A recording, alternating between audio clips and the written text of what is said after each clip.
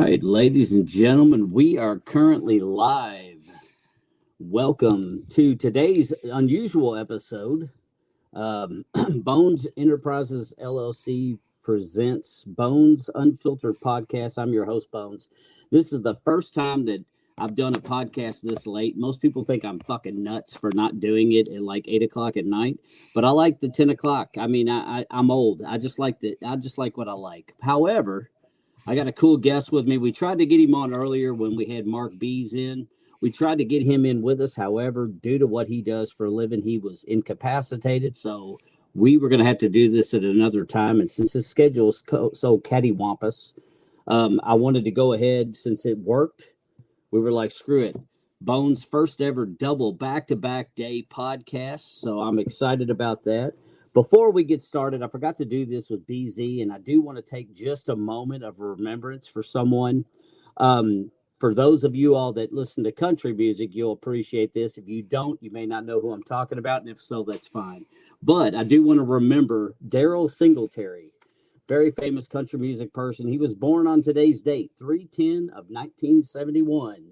And since it's the 10th, I wanted to say that because we're kind of in remembrance of him. For those of you all that do not know, Daryl Singletary passed away 2/12 of 2018. So rest in peace, Daryl Singletary. For those of y'all who know who he is, he was very pivotal and very good with the country music. Had a great voice, very, very talented individual, much like the guy that's sitting right next to me. So I'd like to take a second to welcome everybody. We got Juice Cleland with us, and Juice has got he's got so much shit going on, it's unreal. He's a member of Hollar Haints, which you all listened to this morning, and he's also a member of BZ Town, so he does stuff with Mark as well when it comes to that aspect. And then not only does he do that, but he's it is no return to sender, correct? Is that how you say that? Just no return address. No return address. I don't know why I keep adding sender to that, but he is part of the band No Return Address, and he and his lovely spouse are nominated for Duo of the Year with our booking agency, which is, for those of you all that don't know, that may be new to here, it is Southern Lights Entertainment, hosted and owned by Miss Pamela Little. So big shout out to Pam. Hell yeah, Pam, we love you. Pam's going to be in here for sure. If she's not already in here, let me get back on this page. Yep, she is here. So is Miss Elizabeth Pence. Elizabeth Pence is a fan I'm just going to recognize before we get started.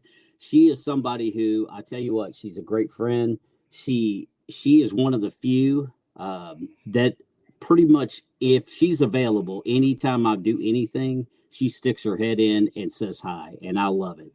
So Elizabeth, welcome. Pam, welcome. We also got John Weber. He goes, I love you, Juice. So you already got your first guy in here. Welcome, John. Thanks for fucking coming into the show. Now, Bones Podcast is pretty much unfiltered, so this is designed. It's not really designed for children in mind because I have a potty mouth, and if those that partake with potty mouth isms, then you're welcome. If you don't want to, that's cool too.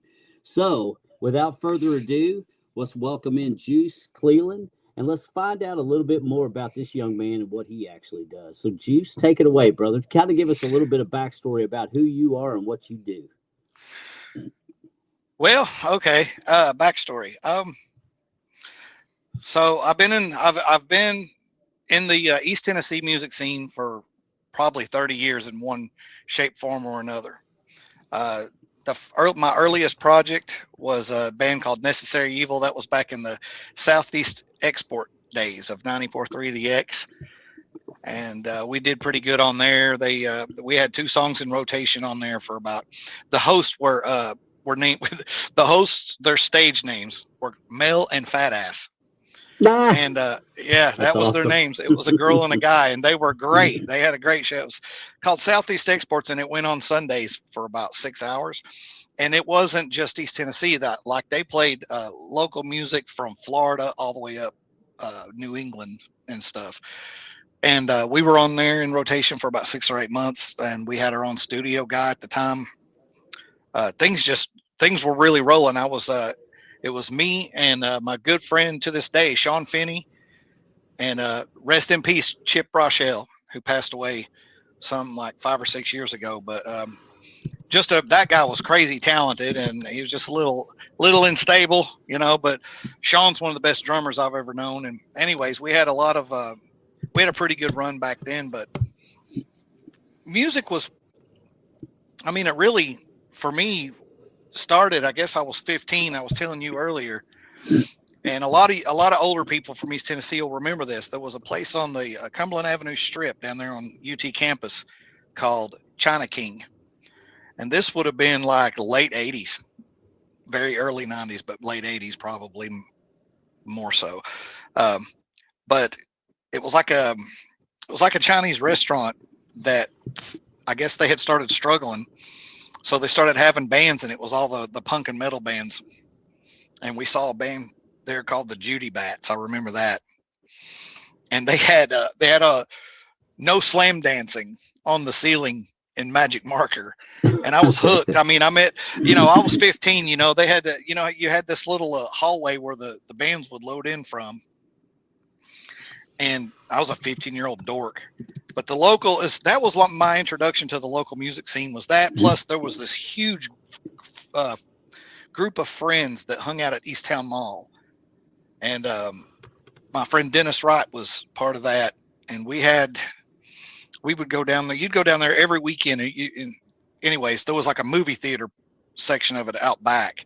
There'd be 30 to 60 kids out there, all of them looked like they just came out of a Motley Crue concert or something. No shit. Yeah. And that was, growing up the way I did, that was my first taste of what it was like to belong to a group or a community. And, of course, I loved music from a young age.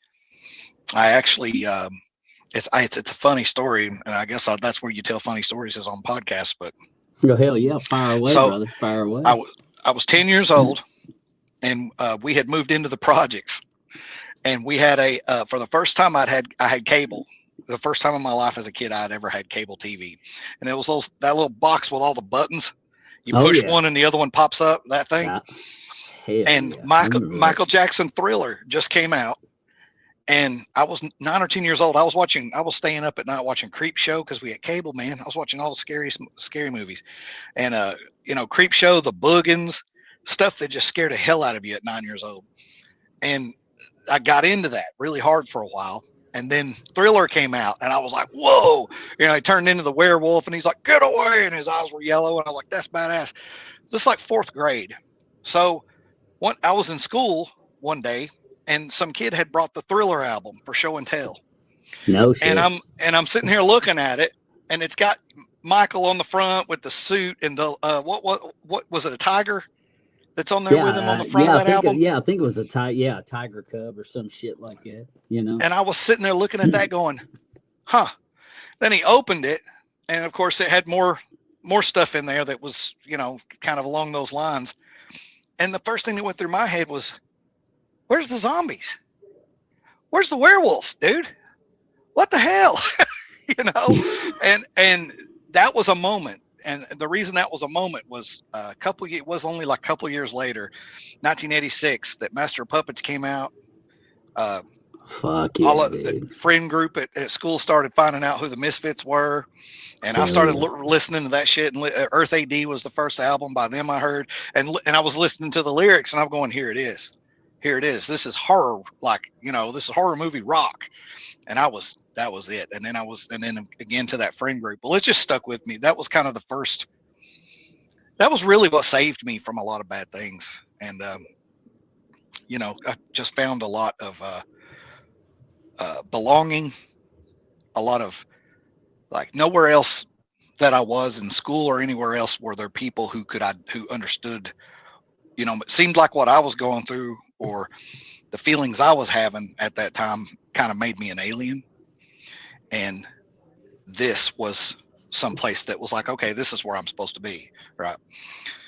And from there, I always, I picked up a guitar, and I just never, I took to it really naturally, long before I knew what chords, A, B, C, D, E, F, G, long before I knew the musical language or pentatonics or any of that stuff. Right. I was able to pick out, songs, and I immediately started making arrangements like musical. I started putting chords together and changes, verse. I understood completely immediately verse, chorus, bridge, and it became to this day. It's not something that I have to try to do. I just sit down and start banging on a guitar, and I start coming up with all kinds of changes, and it's just something that clicked right away. And anyway, all these years later, I'm an old man and I'm still doing it. Fuck yeah. Now, is guitar your specialty, or do you dabble in other instruments as well? Guitar and bass. Guitar and bass, yeah. Yeah, that anything that's hand, I guess. Yeah, I mean, I took to bass later on, but I took to it really naturally, and I joke sometimes and say I probably should have played bass first, but no, I'm definitely a guitarist because I've got decades in that, and I've only probably got 5 or 6 years in bass. Right. But when I picked it up, it was very natural. Looking in, do you think that starting in bass is probably good for somebody who has no experience at all, or do you think it'd be best to start a guitar and then branch out after you're done doing that? Like, what would you say? What would be your opinion? It absolutely depends on the individual, and it also depends on what your mind frame is. Because first, going into anything new, mm-hmm. you've got a preconception, mm-hmm. and that preconception, before you even put your toe in the water, your preconception has you thinking of how you're going to go step 1, step 2, step 3, and as you get in the water and start to move around and you start to get your footing and figure out what's what, then your original plan, of course, goes out the window and it changes. So as you progress and as you learn anything, no matter what it is, that's one of the things too. If you get in something and you're not really taken to it, don't force it. Find something that comes naturally to you. That's the advice I would give anybody. Find something that comes naturally to you and it's easy and you enjoy it. And if you can do that, then work really hard and try to excel at that. Otherwise, it's just an uphill battle. You're going to be competing with other people who it came easy to them from the beginning, and they're always going to be ahead of you. Yeah. But and I hate that everything's got to be a competition. But at the end of the day, once you get out here and start moving around in the world, you're going to make friends. You're going to make enemies, and there are. Well, we're going down a whole nother thing here, but gatekeepers, there are people who they're guarding the gate, man. And if they see you coming and they're like, well, if that guy gets in here, here goes my gig. Well, then you could never make it in because of somebody like that. You got to be careful. But yeah. But as far as learning, when you get in to learn, you come in with a certain idea of what you're about to experience and then what you're going to do. But then as of course, it comes to you and the experience is not what you thought it was, then now you're reacting. And right. I guess that's everything in life, really. So, but I would say you got to love music. If you got to love it enough to sit down and tear your fingers up, put hours into it every day. And the thing about a band is even worse because you have to write songs that you love, because you wouldn't play them if you didn't love them. And then you got to play them so much that you hate them because you hear them all the time. Yeah, dude, exactly. You got to practice them until you can do it in your sleep, right? Because if you don't, then when you get on stage and bullshit starts happening, you're going to have to stop playing, and you don't want to do that. You want to be able to keep playing and do and react. Juice, with you, which came first? Like, what band started first for you and to the evolution of where we currently stand today? What was my first band? Yeah, like how did you start, and then who did you jump to where you finally got to where you're with the Hollar Haints? You're doing stuff with gosh, it was the Misses, right? Did I remember our conversation correct, or did I fuck that up? Was it the Misses that you're doing a solo with, or just a woman? No, the Misses. The Misses is the bass player. Elizabeth is the bass player for No Return Address. So it's me, her, and that guy earlier, that John Weber dude. He's our drummer. Oh, so John. So well, welcome, John. I didn't Yeah. know you were the So drummer, but him, fuck it, party on, Wayne. me, and Beth. We're no return address. Hell If yeah. you're talking about like the bands in order, there's a lot that I would say the bullet points. The big bands, the bands I've been in that did the best were the first one. That was called Necessary Evil, and we played more private house parties than any kind of official shows. But God, we played a lot, and it was basically me and Sean Finney, and we went through bass players, and sometimes we just played without them. But we played house party after house party after house. I mean, we played so many private parties, and then we got on that radio thing, and in the biggest lesson I learned with that band was when it was over. Excuse me, I kept trying to revive it, and that band was dead. And ever since then, when a band is over, I start looking for the next thing, because you can burn up years trying to revive something that you need to let it go, because you're burning your life up, man. And if it's dead, it's dead. So that was my first lesson, was that band, because when it was over, and I just kept trying to. But anyway, the next one after that That's interesting, but it makes was. sense. And that was the thing about bass too. When because after Necessary Evil, the next big band band that stayed together and did anything was called Unit 48, and that was so much fun. I was coming off of the end of alcoholism there. I was like in the process of quitting drinking, and it was rough.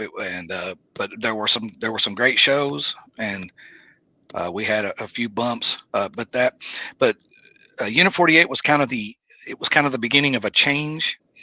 Like at that point, I was starting to look at the dynamics of song structure a little bit differently.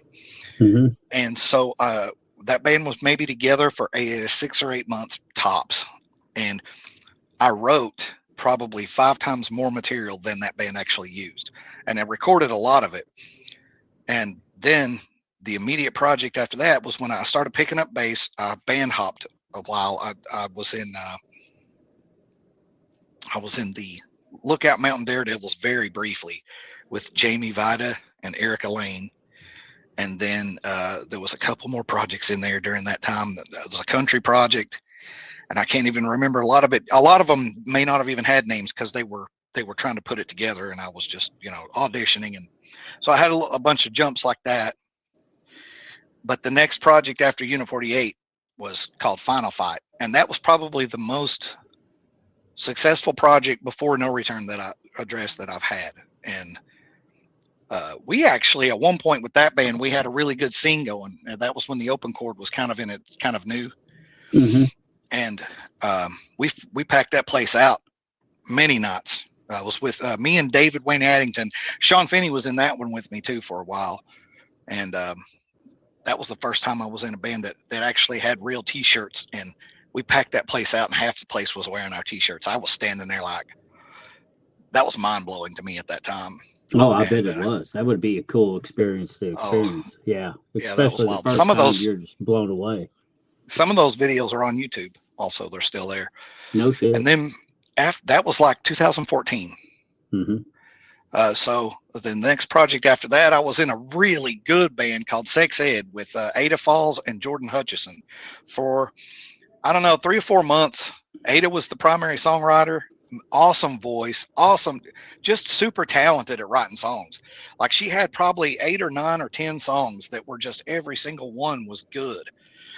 Do you remember when Nirvana Nevermind came out, when it was a new album? Okay, man. My experience with that, I was 18 and I lived in Chalmette, Louisiana at the time, and I went and bought that on cassette. I went home and I laid down in my bedroom and played that whole album. I just shut the door and I laid down. I played that album from beginning to end, and I was laying there going, there's not one bad song on here. Every song is good.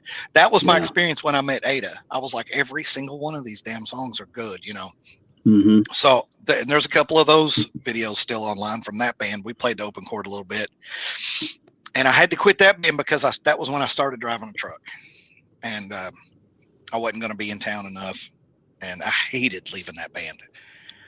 Some really, and Chloe Daniels was in that band too. I forgot to mention Chloe, but those were some super sweet people, really good people in that project, and I hated leaving that band. But after that, I drove a truck for 3.5 years. I drove flatbed, and during that time, the schedule was awful.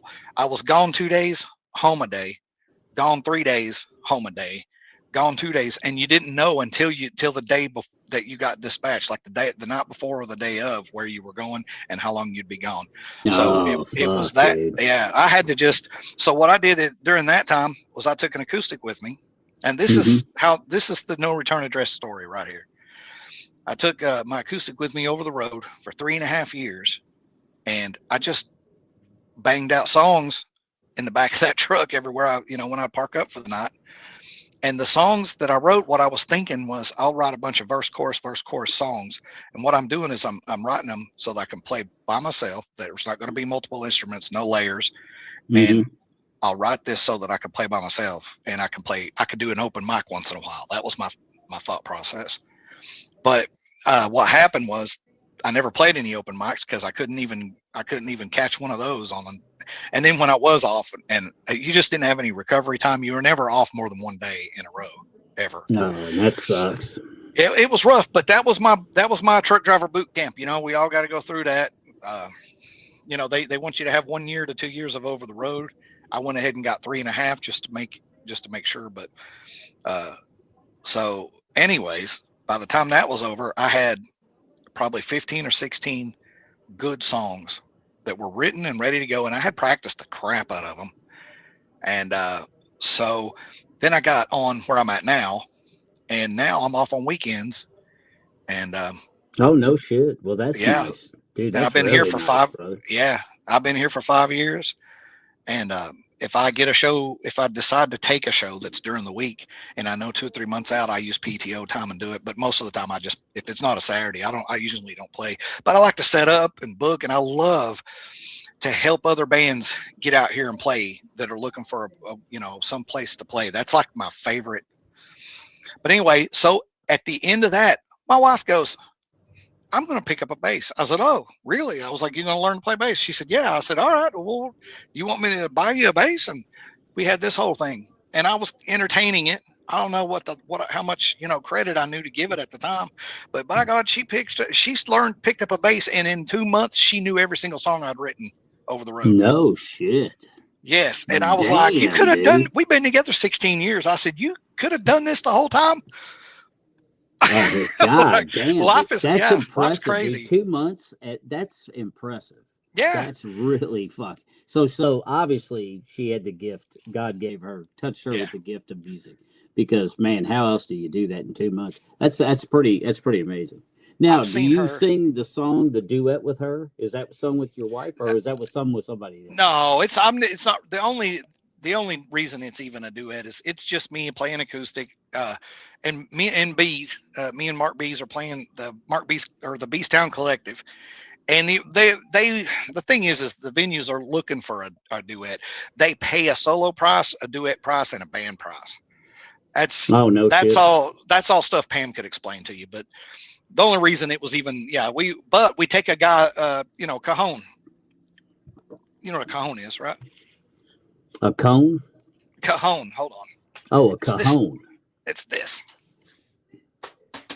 Yeah, you were playing that the other night. Yeah, so we'll take that. I watched when you all were doing your YouTube. Well, I don't know if it was on YouTube. I forget what we were on, but yeah, you were sitting there playing that because I commented on that to Mark. It was pretty badass. Well, these things are great, man. And if you could just play acoustic and have someone play this, who get you a drummer or somebody that can play rhythm to play this, and you could play those shows and call it a duet because it's technically 2 people. So that's basically what we've been doing, and it's been working out really well. Sometimes Mark will play for me and I'll play for him, or we got our good friend Brian Backwoods. He calls him Sellers because that's his last name, but his stage name is Brian Backwoods, and he's really good. That guy's got an amazing country voice, but he's also a drummer. Super talented. Mm-hmm. Backwoods is just super talented. Everything you lay in front of him, he can do it. And his singing voice is incredible.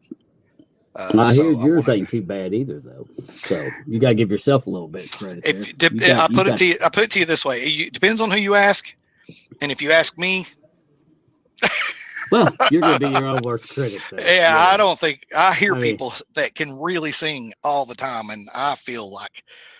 Yeah, I don't feel like I'm that good, but I can holler in key. Well, there you go. That's pretty much, hell, that's better than me. I couldn't carry a tune in a fucking bucket, and that's if somebody else was carrying it. So, You know what's funny about the bucket? niche. Reverb is the bucket. Just turn some reverb on, and now you can carry a tune in a bucket because reverb is a bucket. Well, there you go. See, I'm learning shit every fucking day. My mind gets blown. I tell It you should what, say on the effects. On the effects, it should say bucket for the knob for reverb. It should say bucket. That is fantastic. Now, how'd you come about meeting Mark and doing the whole Hollar Haints and all that good shit? How'd that come about? So he mentioned a guy named Brian O'Banion earlier. So I was in a cover band when I was playing. I picked up bass, and I was in a cover band with him called Radio Tower Road for probably 4 or 5 months, not long.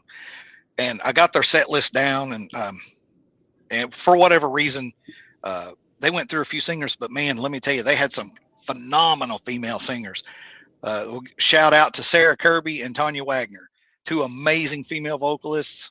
I wish they had more time to be out here on the local music scene with us, because they're phenomenal, and they both of them were singing for that band for a minute. But anyway, so we did that for a minute. Well, that's how I met O'Banion. Well, O'Banion and Mark were friends for years. They had been playing music together for decades, and so I just met Mark through him. Nice. And I came and jammed with them.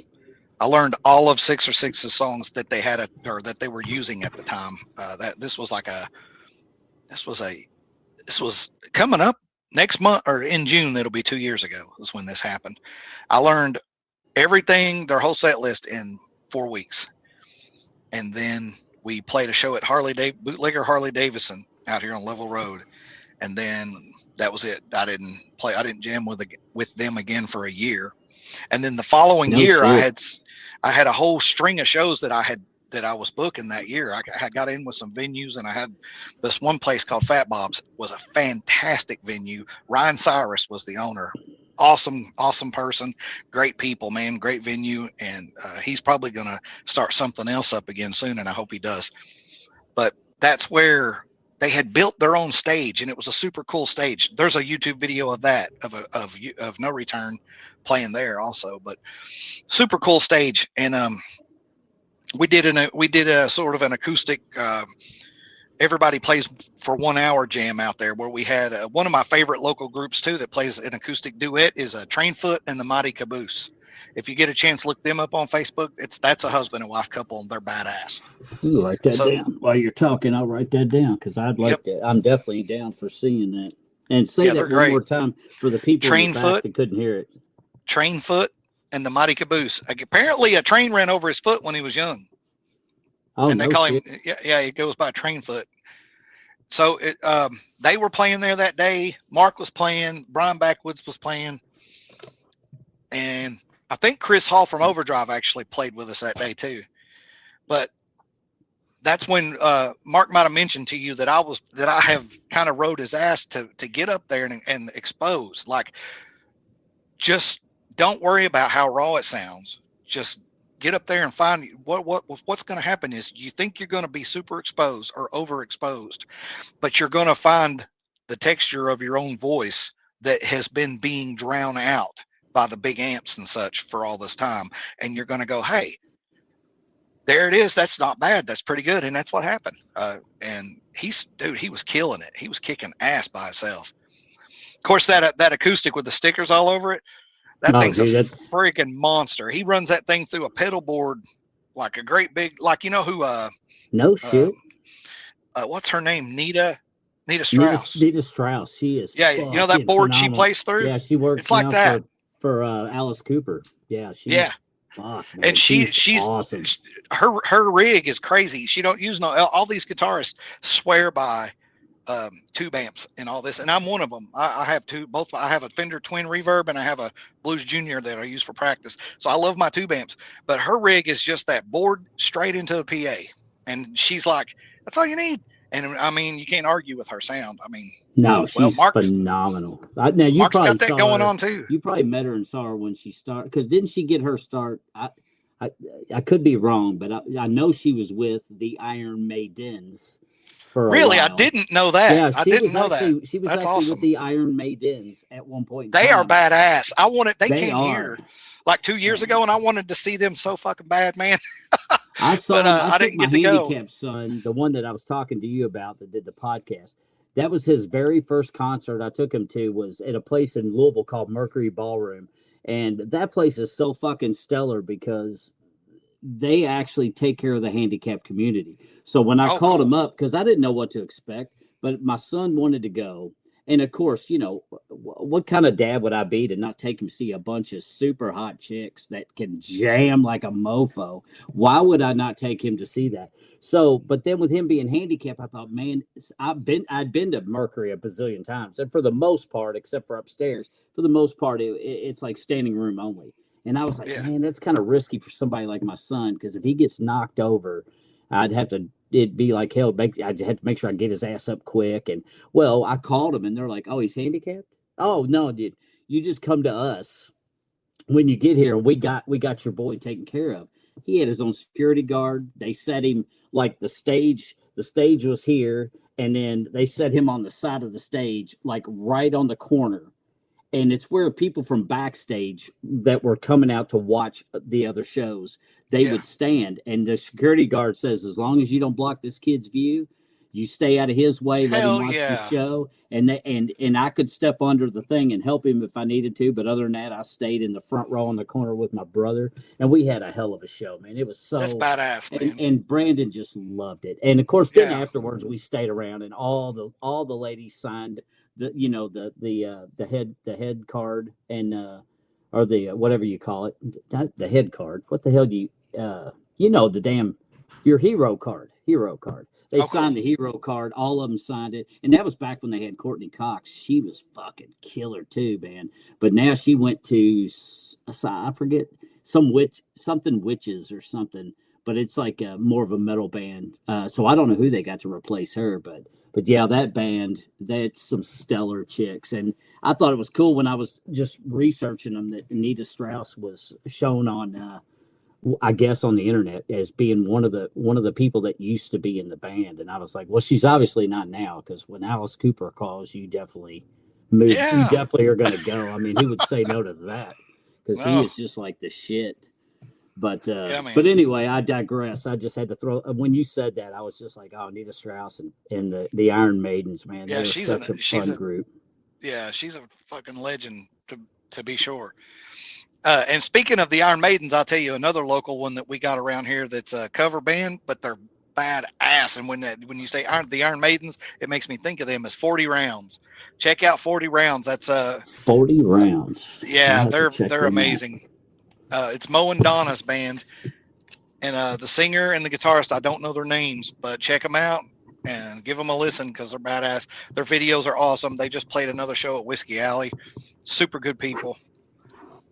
And Donna's Donna's one of these people. She's beat the shit out of cancer about 5 damn times in a row or more even. Forgive me, Donna, if I get that number wrong, but she's a fucking champion when it comes. She doesn't beat she has whooped cancer's ass more times than anybody I've ever known.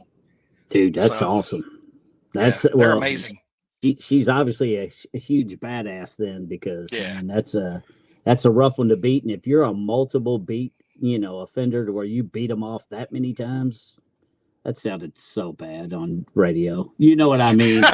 God dang it. Now, Jiminy Cricket. Where's the soap? Got to wash my mouth out. You know what I'm talking about. No offense, Donna. I knew what you meant.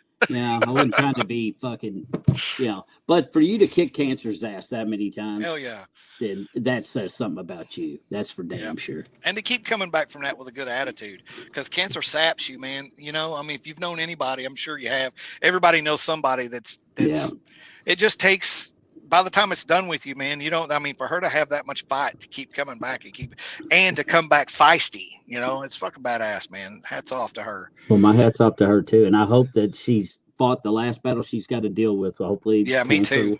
Hopefully cancer got the message and said, hey, let's not fuck with this chick. Yeah. Let's move on, because, this is a waste of time. I hope that's the way that it goes Cancer from here on out for Miss Donna. So. Walk on home. Yeah, that's right, brother. That's right. But and then here we are. So, and No Return Address is done pretty good. It's just I just care more about. I just want to say that the Droves at the Grove, that's where we really are now, and because that came about because the historic Grove Theater is one of the most amazing as far as the people that I've dealt with. My contact out there, her name is Alyssa, and she's one of the sweetest humans. And they have pretty much, as long as the night was free for two and a half years, they've let me do between 3 and 5 shows a year. And every time, all I do is I get I'm a monthly donor, and I'm sure that helps. But they really care about community, and it's just been an amazing relationship with them.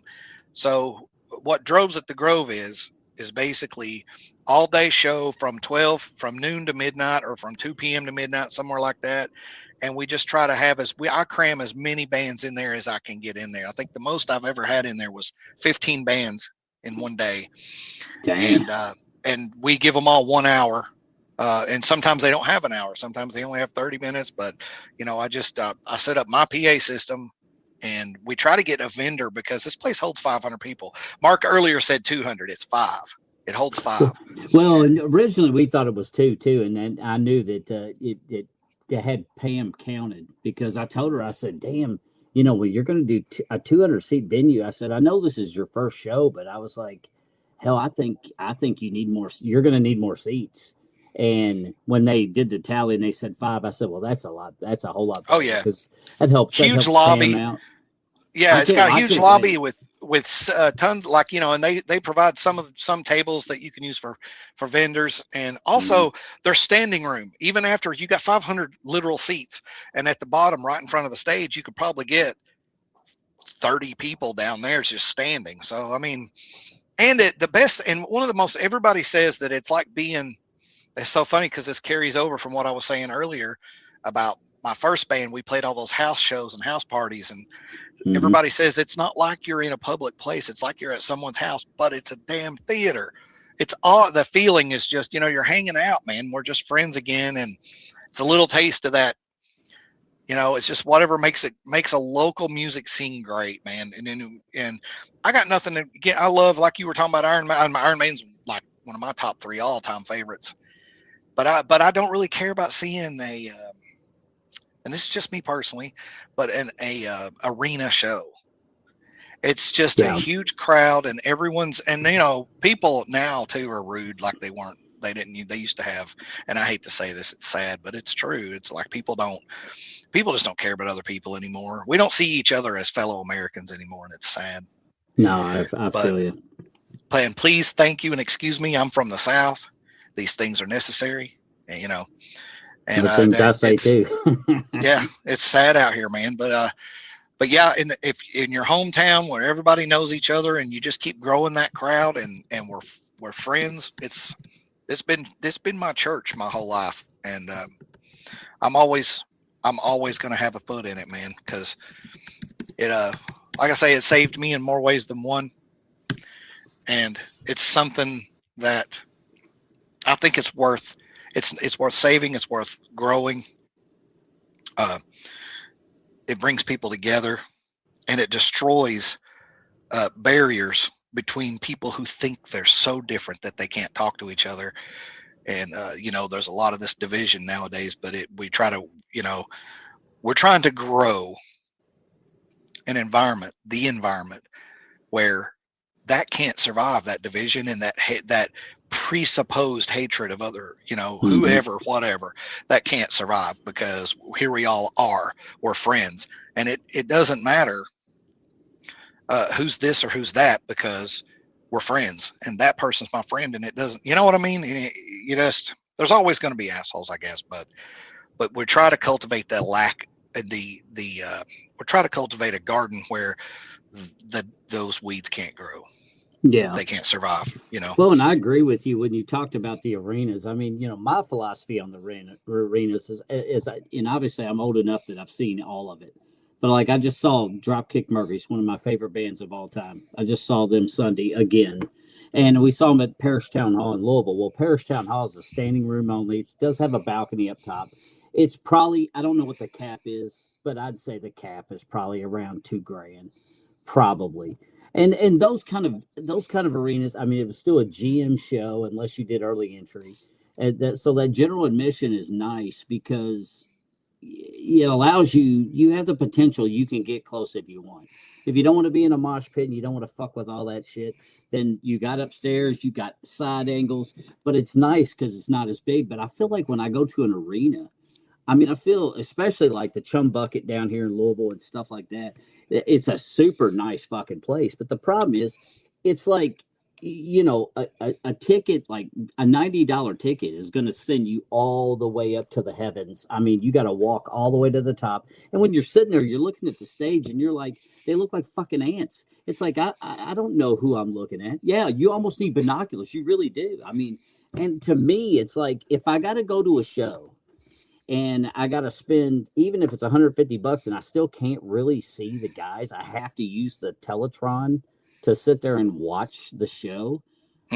To me, it takes away from the show. I feel like, well, fuck, I could watch the show. I could lay on my couch and I could turn on a YouTube and pull up stuff and watch it. I mean, to me, it's no different. So I agree with you. I think that's what I love about bands that aren't as popular as your ones that have hit the mainstream and are super, super exposed and super popular. I love the ones that are not. Why? Because you have it's just a cooler experience, man. It's cool. It's so much better. And there is a local scene in every town. Sometimes in some towns you got to really dig for it. In Knoxville, there's multiples. Yeah, I bet. And some of them, they war with each other sometimes, but there ain't no sense in that. I mean, but every town has a local scene, and in that local scene, there's anywhere between 2 to 10 bands or artists that deserve to be at the top, and they'll never be there. Just people don't realize what's in their own backyard. There is a local scene in your town that really, if you were to find it, it might actually change your life. It would bring joy. It would add something to your life that you might not have had before. And, maybe you've already got that, maybe you're on a bowling league, maybe you got that in you fish with some people and you got that there. But if you don't have that in any other avenue or walk of your life, and you can find it and you love music, I'm telling you, take the risk and go out and hop these bars until you find where the locals are playing at, because it's so worth it. It's a community, and there's so much passion, and there's so much honesty. And but anyway, Droves at the Grove was what I wanted to build that around that. And it's been, when I say successful, what I mean is it's still going. We never have problems finding bands for it. Bands always pile on. It's still free. It's still free, and that's my goal, is to keep it free. It's got to stay free. Now, got that huge lobby. Vendors can come and sell stuff. Bands can sell their merch. I'm a capitalist. There's nothing wrong with making money, but I just think that I don't want it to cost anything to come in. No, I feel you. Because a lot of people can't, like those arenas, like I say, the cheapest ticket is generally like $90, and that's so far up the nosebleed that you can't really see what you're looking at. I mean, if you actually want to see a show where you could actually like see your face and they could see up close exactly what you look like. Oh, he's wearing a Scully cap. They could actually tell it's a Scully cap. Not you're so far fucking away that they're like, well, he's got a hat on, I think. But you called me out. But and I love your Scully cap, by the way. And my only question is that coloration part of your tartan, or yes or no, or do you know? It's not, but it's as close as I could get. You go. It's as close as I could get. The Cleland tartan looks exactly like that, except it's got some really super thin yellow in it or something. It's hard to, it's real, but it's close. It's really close. At distance, you can't tell any difference. No, hell no. That's literally why I bought it, though. That's awesome that you pointed that out or grabbed that. That's pretty cool. So I totally feel you on that, because, a lot of people can't. I mean, $90 to a lot of people is a lot of fucking money. So it's like, if you wanted to pay to actually try to go to a show where you could actually see, especially in an arena. I mean, granted, you're talking like Taylor Swift or somebody, but I mean, I've heard it's like thousands a seat just to get to where you're up front on like front row. And I'm like, most people can't afford that. You Right. know, only the rich can. Most people can't afford either that, or they better start saving their fucking pennies now, because they're gonna need some time to be able to build that. I mean, I couldn't do that, but that's why I love going to these smaller shows. Shows with bands that are still popular, but haven't been so crazy to where you have no choice but to see them in an arena, because Yeah. then you just, I mean, I used to do the Warp Tours all the time. I mean, god dang, that was so much fun, because you showed up, you walked in the gate, there was a huge fucking banner, and it looked like Yeah. the March Madness is fixing to happen with the bracket system, and you had all these bands. And I'd go with my brother, and my little brother would pull out a piece of paper and a Sharpie, and he'd say, "All right, we want to watch so and so. They're on stage 1 at this time. Then we're going to go over to stage 5, and we're watching so and so at this time. And then we're going to stage 3, and we're watching so and so at that time." And we would map out our whole day. And matter of fact, that's how I found Dropkick Murphys. We were watching AFI on a stage in Brook Bend, or not Brook Bend. I forget what the hell the name of that place is now. It's near Ohio, near Cincinnati, and like Newport and all that stuff. But Yeah. anyway, it was an outdoor thing. Well, we watched AFI on one stage. Well, my brother wanted to go see like the Ataris, but the Ataris wasn't going to play for like another 30 minutes or so.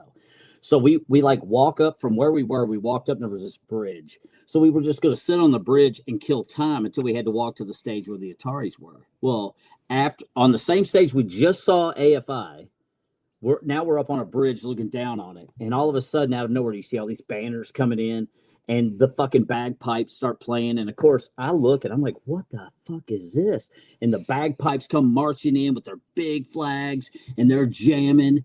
And I look at my brother and I go, "Who the fuck is this?" And he goes, "It's Dropkick Murphys." He goes, I know a little bit about him, but I don't know that much." And we started watching. Well, needless to say, we never made the Ataris. We watched that show, was so killer. We watched the whole damn thing.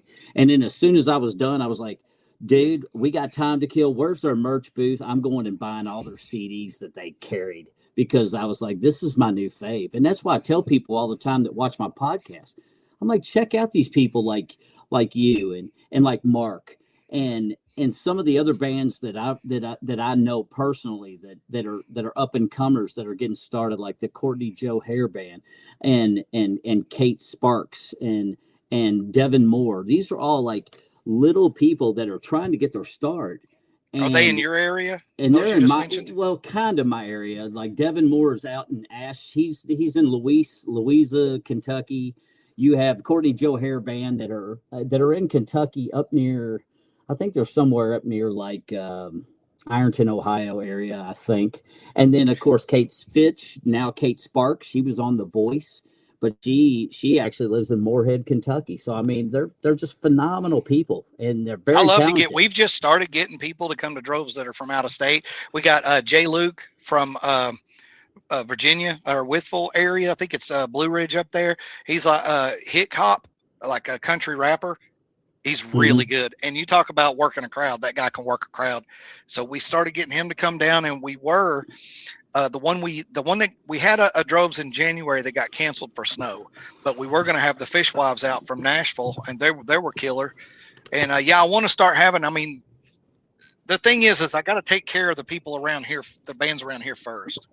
Oh, But absolutely. I can see that. you have to Kind of keep it change in it the up family. too.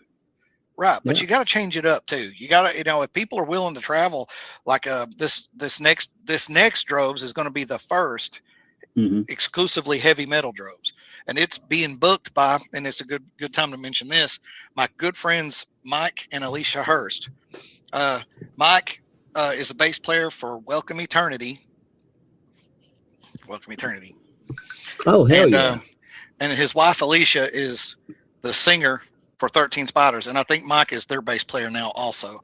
And they are doing the booking for this droves. It's the first time I've outsourced the booking, but it's because they know more metal bands than I do. It's like Mhm. mostly I know a few, but I know bands from all different genres. And every time I do a droves, it's all mixed up genre. But this was, they came to the last one and we had talked about it, and I was like, yeah. So they did, and it's in Oak Ridge, so they call it Secret City Metal Meltdown droves. Droves at the Grove presents Secret City Metal Meltdown. And the bands they're going to have on that are, I've got this wrote down, Conduits, Echo, Answers in Blood, 13 Spiders, and Welcome Eternity, and Encircled Throne from Alabama, and Democide are the bands that are going to be on that. They're going to have some cool vendors. They're going to have Creepy Con and Frankencon as the vendors. And if y'all have ever been to that, it's pretty cool. It's y'all know what a Creepy Con is, right? No, but wouldn't that be like a horror Comic-Con? Yes. Yeah, kind of a similar. Yeah, they're kind of big around here. Creepy Con does like they do like some pro level haunted house walk through things here in the area. Oh no shit. Fright. What's it called? It's called something Fright. Down the road. It's like 20 miles down the road here. Why can I? It's when it matters that I can't think of it. But it's Fright something. That's the story of my life. There's a guy chases you out of there with that chainsaw and everything. It's badass. But they're going to be there.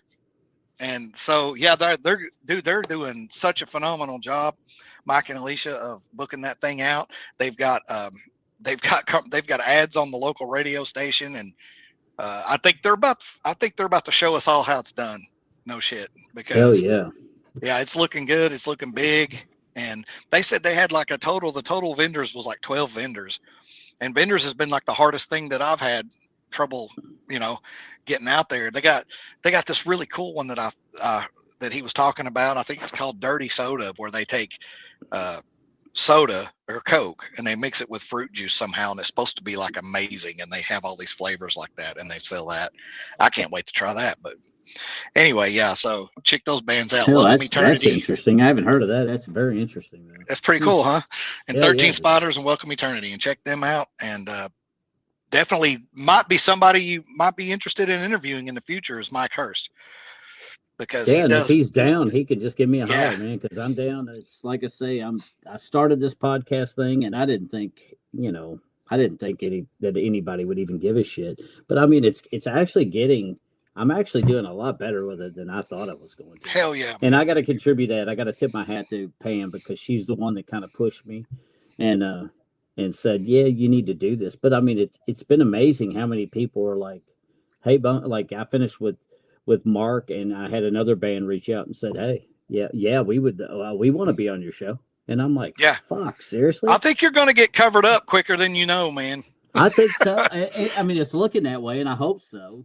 After spending money on, like I say, the additional money on platform for StreamYard and stuff, it was money I didn't really want to spend. But like my buddy told me the other night, he's like, well, you got to break some eggs to make an omelet, man. So, you kind of got to, sometimes you do have to spend money to make money, and I get that. So I went ahead and went out on a limb today, and I think it's going to be good, because like I say, I mean, who would have thought I'd do two back to back? I've never done that. I wouldn't even have thought that. But when Pam said she got a hold of you and we talked, and then you were off today, and your schedule's so cattywampus at times, I'm just like, you know what? Well, let's take advantage of it. Let's have him on there. That way we know we got him. Not that we can't do this again, because you're always welcome back, obviously. But at least this way we got you covered while you were off.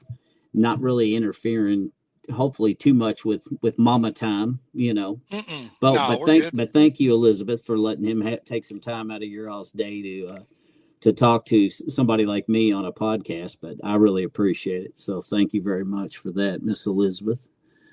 But yeah, this has been a great day. I mean, Mark and you all I love how you all blend so much music together.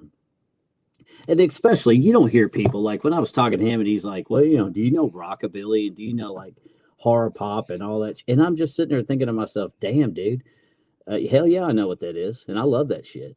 And then, of course, mixing in the Western music versus not even so much country. It's almost that more Western, that older school shit, and mixing it all together and coming up with some fast jazz, jazzed up versions of stuff is just... Mm-hmm. I love it, man. I'm telling you, Mark is a powerhouse of talent, and he just needs to. That was one of the things is that I think that I needed, or that I felt like he needed to do, was to trust himself more, uh, to walk out on the to walk out there just him. Just trust yourself and trust your own talent, because it's good enough. It's more than Oh good yeah. enough. He writes he's writes phenomenal shit, and he's so good with a hook and a line, and the blues format. Now I know he's got a lot of genre names that he throws at you, but if you play music and you know your pentatonics, when you sit down and play his music, it's blues. It's very bluesy. Yeah. It's pentatonics, and it's got the 12-bar turnaround almost in all of it. So it's blues. Those are the two signature things of it's the blues scale, and it's got the 12-bar turnarounds. But he's able to do so much with it. Like, he's able to do a lot of different dynamic shit with it, and it's all entertaining. And he tells a good story too. A couple of his songs, like the one about the dog, there's a song of his called "It's Just Me," and it's just about losing your dog, man. And I had a dog for 16 years, and I loved him so much. He was such a good boy. I don't ever want another dog. He was so good. No shit, man. Yeah, that dog. And that song is like, there's a couple of points in there, man. It just hits you, man. It's like talking about him being a good boy and barking at this or whatever, and at the end he's like, one day I'll see him again, but for tonight, boys, it's just me. And he's talking about the dog's bowl sitting there. It's nothing but there's a breakdown in the middle where it's quiet. He goes quiet, and he goes, it's just, there's nothing but in the corner an empty bowl with your name. And I'm like, damn, chills. You know what I mean? Like, my dog was so good. And I know that a lot of people have had if you've had a good dog, No, yeah. And there's a couple of them though, man. There's a couple of them they're all really good, but there's a couple that hit really close to home like that. He's just great. He's a great songwriter, one hell of a performer, and he's a born front man. That's for sure. Well, I think he's equally as lucky, coming across you as well. Because apparently, I mean, by the way he's talked to me and stuff, because we even talked on the phone for a long time, even before we did the podcast, kind of like what I did with you, and it was nice just talking. But I mean, the stuff that he said about you guys was just, I mean, y'all are just stellar as hell, and I could see he's right. I mean, he's very fortunate to have a lot of kick-ass people in his so camp. am I, dude. We all are, and that's what you want to cultivate. You want to cultivate that, man. People like you're over here doing this awesome thing, and you might have doubted it. You might have thought X, Y, and Z, and you didn't want to put part with that money and throw into it. It's a sacrifice. But once you start rolling and you find out you're good at this, and it's a huge thing. This is one of the reasons everyone loves Joe Rogan. It's a huge thing to be able to just sit there and have a conversation with somebody. It's huge. And people, I think the podcast format got so big in the first place because before that you had interviews. You know what I mean? Right. And it's so sterile. And you can just sit here and bullshit and have thoughtful conversations about and insightful things. And people, sadly, I think a lot of people are starving for that in their own lives, because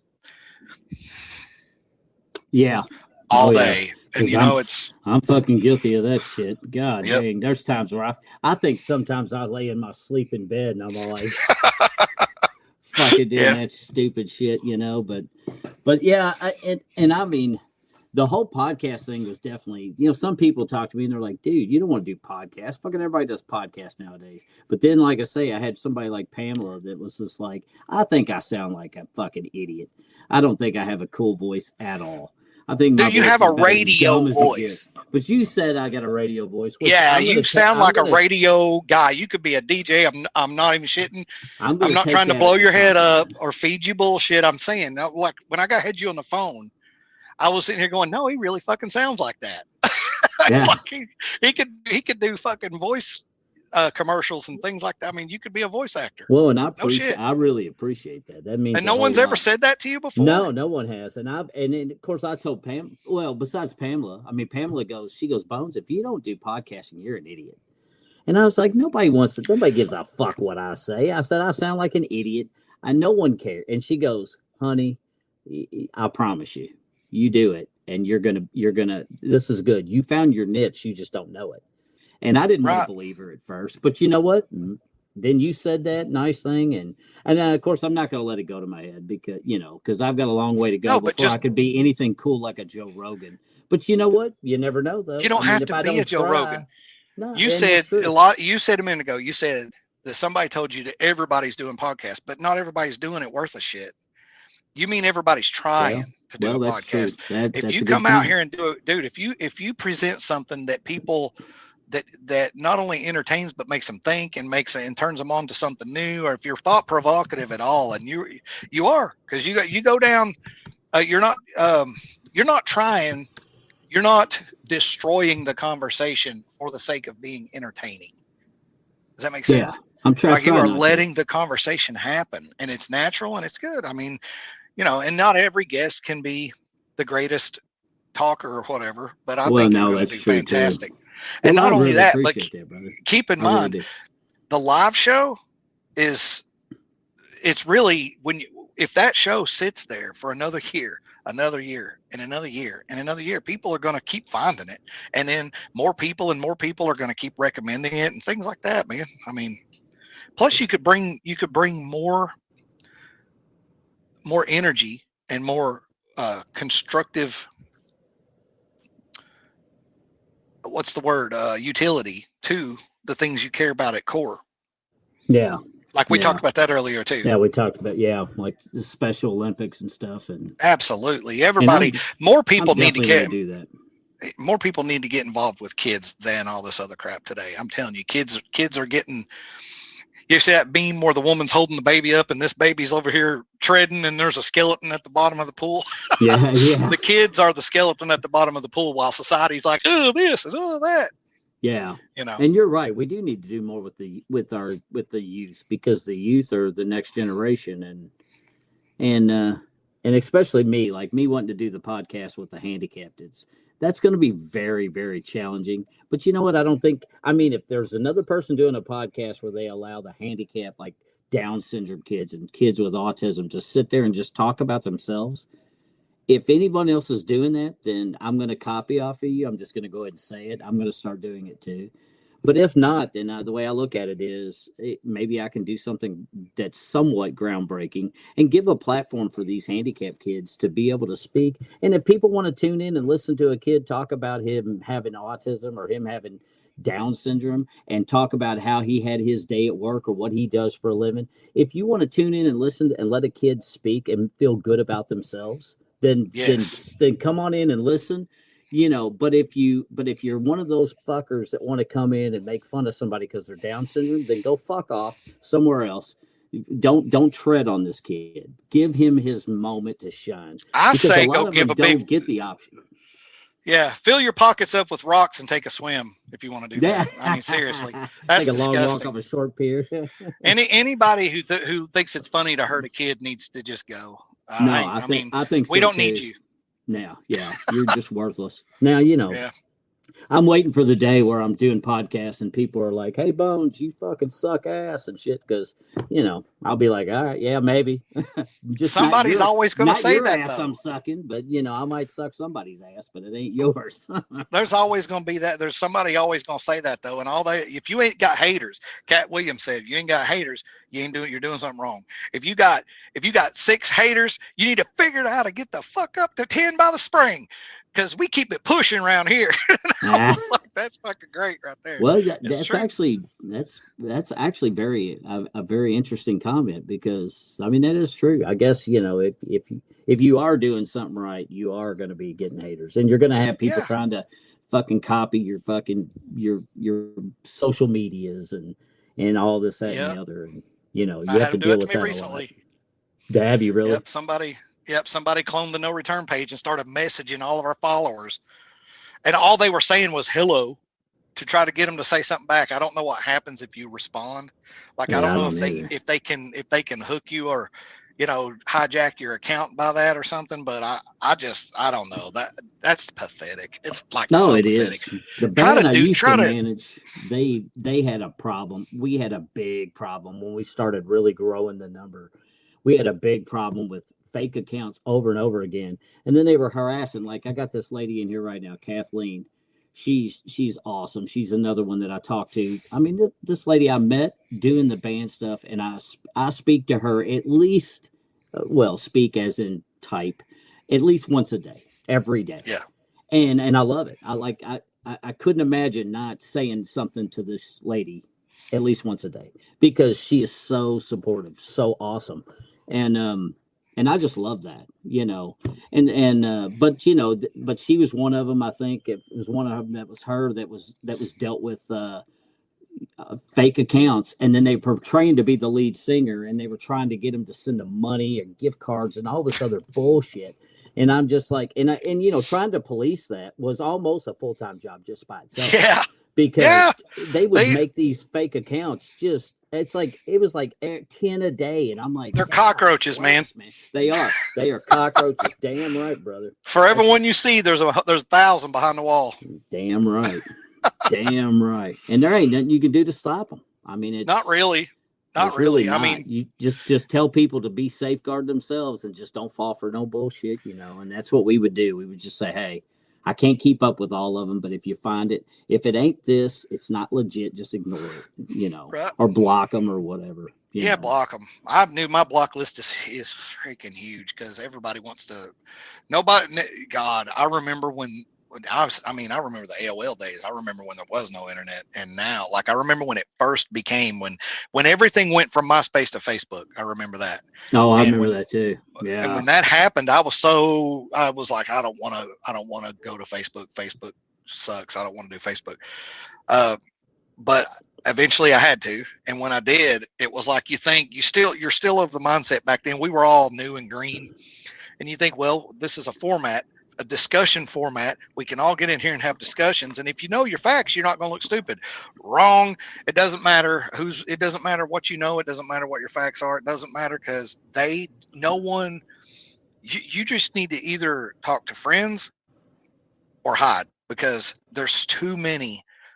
They used to be called trolls. I don't know what they are now, but they're like the difference from the 80s zombies and the World War Z zombies.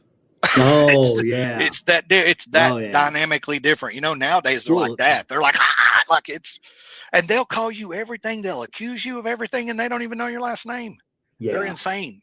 And even John, your buddy John Weber, he made a good point. He said it's also about the AI bots too, and that's now true. There's that too. Like, that's I mean, who would have thought, Juice? Who would have thought that when you and I were younger, because you and I are the same age, so when you and I first watched fucking Terminator, I was sitting there going, this fucking movie is legit as shit, but there's no way that'll happen.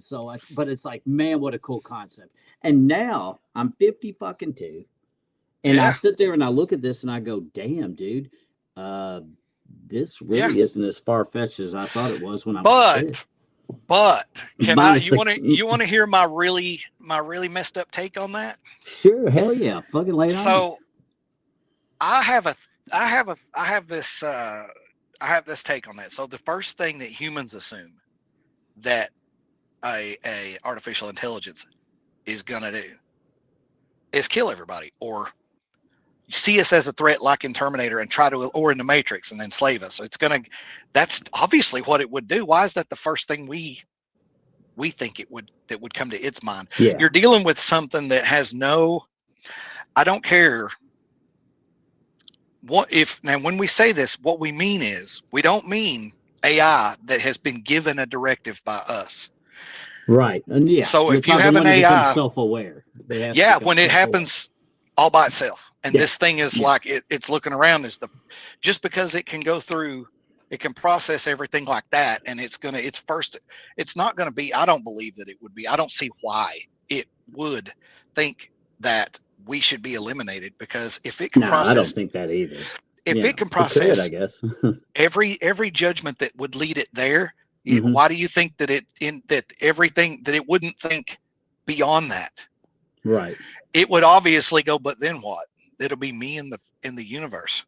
Is my consciousness real? Is the universe exist because I see it? I think you're talking about something that if it was that vast and that intelligent, and then, oh God, we can go down this rabbit hole, dude, because there's theories out there that if an organically born and self-evolved AI were to happen, it would probably more than likely be composed of every what's it called? What are the things called? Modems. It'd be composed of every modem on Earth. Like think of every modem on Earth as a brain cell, and the brain is the whole Earth. So. Oh shit, that's deep. Dude. That's deep. That's what they're talking. Right there. But that's true, because your brain is a neural link of brain cells, and they're all connected, like a flame on a big lighter. You take the lighter away, and the flame goes away. But what if the flame stayed when you took the lighter away? Well, if you look at the human brain and all of the electric impulses that are happening in the brain at any given time form a pattern.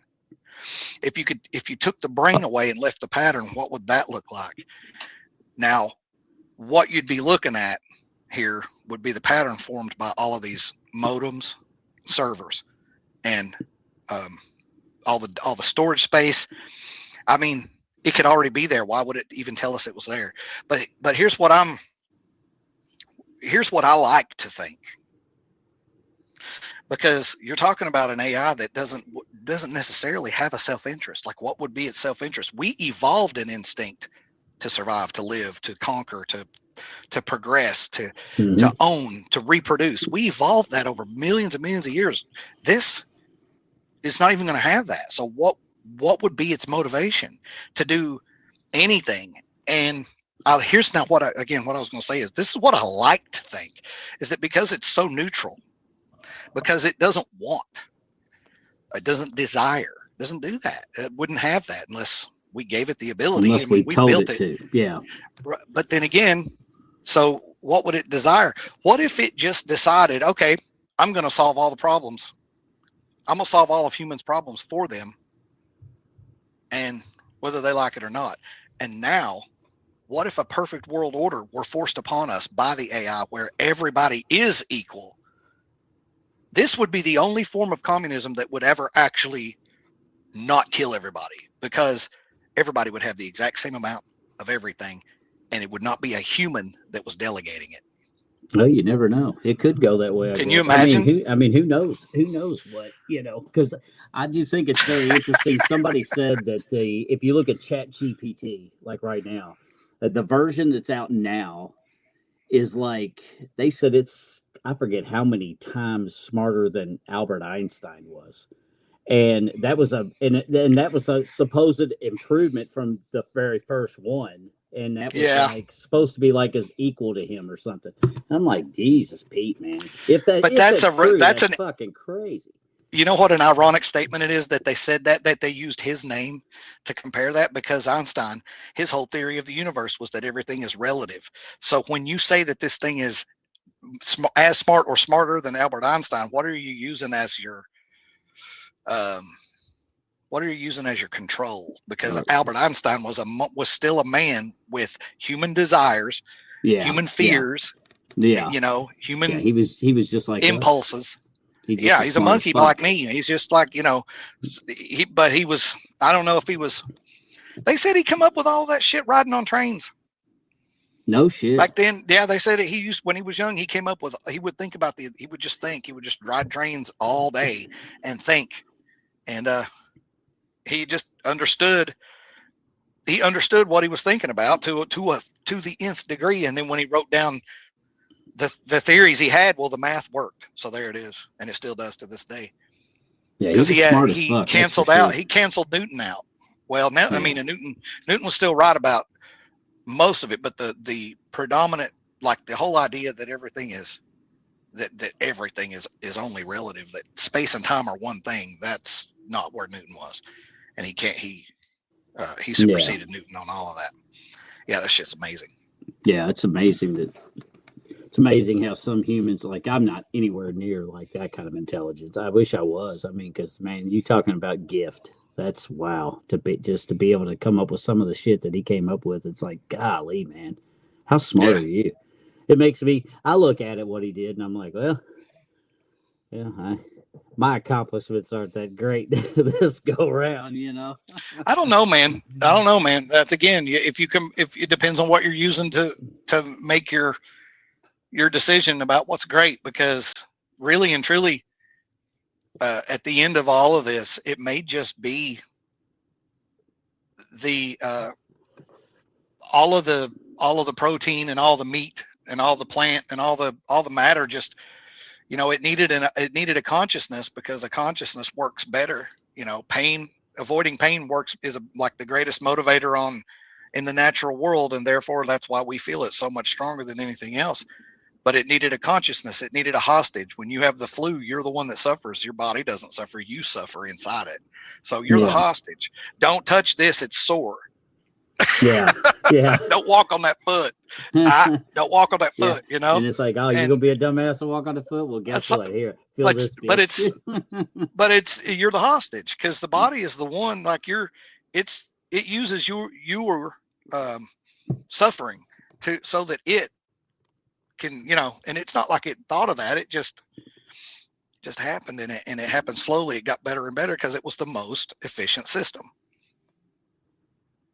And now, what if out of that system, our ability to perceive the universe is the only reason there is one?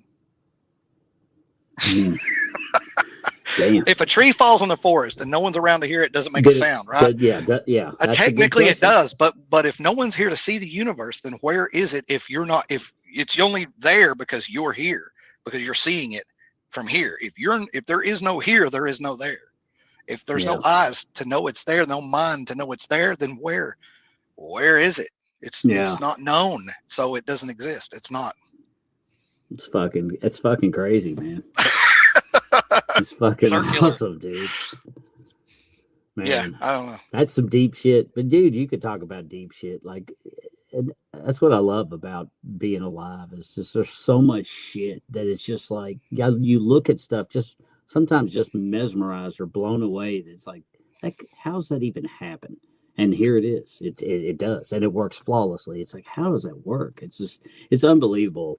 Life is so amazing. It really is. And so many people. I wouldn't say flawlessly. It's pretty sloppy. There's a lot of messes. There's a lot of mess. You know what I mean? There's a lot of mess or messes. Is that what you said? Yeah. And it's not just all us making messes. There's messes that happen all by themselves too. Like, we're born with defects sometimes, but then again, life.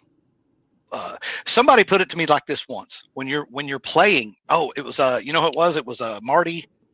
You ever watch Marty Music on YouTube? He teaches you how to play songs and stuff. Oh yeah, I think I know that guy. I think he was the one that said this in an interview. He said, "What is it that makes a guitarist's style? What is it that shapes their style? It's their limitations. It's what they can't do, because what they can do shapes around what they can't do, like a tree growing around a fence. So this is what gives someone like Stevie Ray Vaughan or anybody like that, it gives them their own unique signature, and that's why it can't be duplicated by someone else, because they don't have his weaknesses and they don't have to grow around them. Does that make sense? No, so that's a deep way to look at that. Yeah. Yeah, I thought that was fascinating. That's fascinating. That is fascinating. So whatever happened, whatever you're born with, you're just going to grow around it. Mm-hmm. That's it. That is very interesting. Very much. And boy, Stevie Ray Vaughan, what a bad motherfucker, dude. God, dude. I'll tell you what, this world has had some kick-ass musicians. Oh yeah. It's like, man, how do you become so awesome? I know it. Some of these YouTube guys, man, are just they're like more incomprehensible than some world famous people. Yeah. I forget what this drummer's name is, but I watch him on TikTok all the time. I don't think he's in a band. I'd searched his name once before, but it's one of them names that it's hard to stick in my head. But his emblem behind him it's a skull, but it's a Viking skull. But this guy plays drums, and I think he's like not Arabic. I think he's from like, I don't know, Brazil or something like that. But this guy is unfucking believable on drums. It's just like he is so quick, so precise. So it's just it's mesmerizing. Like I'll watch his videos. I bet you and John I'm just knows. enamored. I bet John knows who he is. John Oh, Weber. I bet John knows exactly, dude. And the second one that's just as equal. Yep. Ciberano, as I guess that's how I figured he would know. I figured he would know. Yep. And then John, who's the guy? Who's the guy now that plays for Slipknot? Not Lilo. Oh, what the hell is his name? That guy he is like the most violent person on drums I've ever seen. There he is. Oh no, well Esteban. So is Esteban the one that's playing for Slipknot now? Because it might be. No, I don't think it is. I think the guy, but Esteban Severa, however you say it. That's why I can't fucking remember, but that's him. Dude, I tell you what, but those two guys, drum-wise, I'm like, holy shit. They are unbelievable. And like I say, the guy with Slipknot now, he is... you don't see people he just murders the fucking drum set, just murders it. Like it's pure violence. Like he hits it so hard. They must replace drum heads like once a week. Dude, you know who my favorite bass player is Davey 504. You ever watch his stuff? No, Davey 504. Dude, just later, remember that? Let me write him down too. Yeah, go look him up. Dude, he's amazing. But he's fucking hilarious too, man. I mean, his videos are funny. They're so stupid, but they're really funny. They're really good. So Davey 504. He does bass challenges, and he gets people to send him stuff they play and challenge him to play it. And then he'll do he'll do a video where he does a run, and then there's a drum machine or a click or something going, and he'll do a run. It's real fucking crazy run, and then he'll stop and he'll look at the camera like this for the same length of count that he just played. And then he'll do the same thing again or do it a little different this time and then stop. And what he does is he posts that, and then other players will fill in the gap, and they'll do a duel with him that way. And he'll play the best. Now, he'll play the best ones. Yeah, and it's dude. Some of these musicians, man, that get on there with Davey are, God, dude. And he himself, he's outrageously good, man. Check Davey 504 I was out. talking with Mark earlier, and I told Mark, I was like, we were talking because I don't know how we got on that subject, but anyway, we're here now again. But Tom Morello from fucking Rage Against the Machine, dude, that guy, to me, that guy is the modern day Jimi Hendrix, because he just did the shit he would fuck around with to try to make sounds with his guitar, and of course Jimmy was doing crazy sounds. Now, granted, it may not have been quite as nuts as it is nowadays because back then, but just the way that they play and they experiment with pencils and other objects and make these weird ass fucking sounds, and you're like, dude, is that actually coming from the guitar, or is that like, are they using something else? And it's just mind melting. It's just unbelievable how they do that shit, man. It's there's a bass player I just saw yesterday at Dropkicks. It's a band called Agrolites, which Agrolites have been around apparently. I didn't know who the fuck they were, but Agrolites have been around apparently for a long time, like long enough that Rancid had done some stuff because they're a reggae band. So this reggae band was playing, but I don't know who their bassist is. But I tell you what, man, it was neat watching this kid play, because he could do slap, he could do regular finger, the finger rolls and stuff, but he would also, you don't see too many people that would strum with his thumb and almost hold the guitar out. But I think the pioneer, the up and down, right?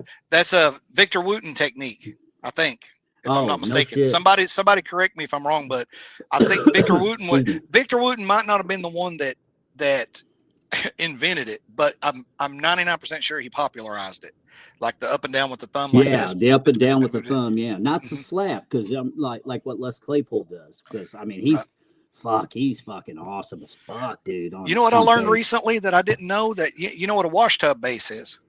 Mm-hmm. Where they stick a wash tub, poke a hole in it, stick a broomstick, and they got one string. I've seen that on TikTok. Somebody was using that shit. that's hillbilly shit. That and the little jug and the, but what I didn't know, and it never occurred to me, is that the way this dude, chick, whatever, this person is getting those notes is moving the stick. So he's going A, G, whatever by moving the stick, dude. Oh no! See, I did not pick. Of course, I'm not musically challenged either, so that's probably why I didn't. You have to have like perfect pitch. Yeah, somebody like you would pick up on that. Me, I wouldn't. I don't have perfect pitch. And I'm like, damn, dude, how's this motherfucker play that thing? And it sounds good. It's awesome. It sounds cool as fuck. Yeah, it's a damn string. Yeah, one fucking string. I was like, hell, my dumbass could do that. He's going, he's like walking scales by moving the damn stick, and it's like, how do you even know what the fuck you're doing? Dude, that is amazing. Now I'm gonna have to rewatch those. I'm gonna have to watch that because now I'll pick up on it because you pointed it out. Because I never paid any attention. I was wondering how. I was like, man, how the hell do they do that shit? There was this drum set, which, you made. I commented on it to Mark, I think on the phone. I don't think I did it on the podcast, but I was watching you the other night at the show when you had that, what you just showed a minute ago to the crowd, your box, that you were slapping on. Well, I was at a Dropkick show, I think it was 2 or maybe 2023. And they had a band from Australia called The Scratch. And The Scratch came out. And I didn't know who The Scratch was, but they were fun as fuck, man. They were a fun band. But it was really neat because the drummer came out. And I was like, what the hell is going on? I'd never seen anything like this. But he sits down. I thought he was sitting down in front of a wedge, is what I thought he was sitting in front of. And he had these drumsticks that almost looked like PR-24s that the police would hold. And it would come through like this. You had a handle. It came like this. It came forward. And then it had the front tips were like rubberized. Yeah. And he would sit there and beat on this box in different spots. And then he had his left foot was like the hi-hat.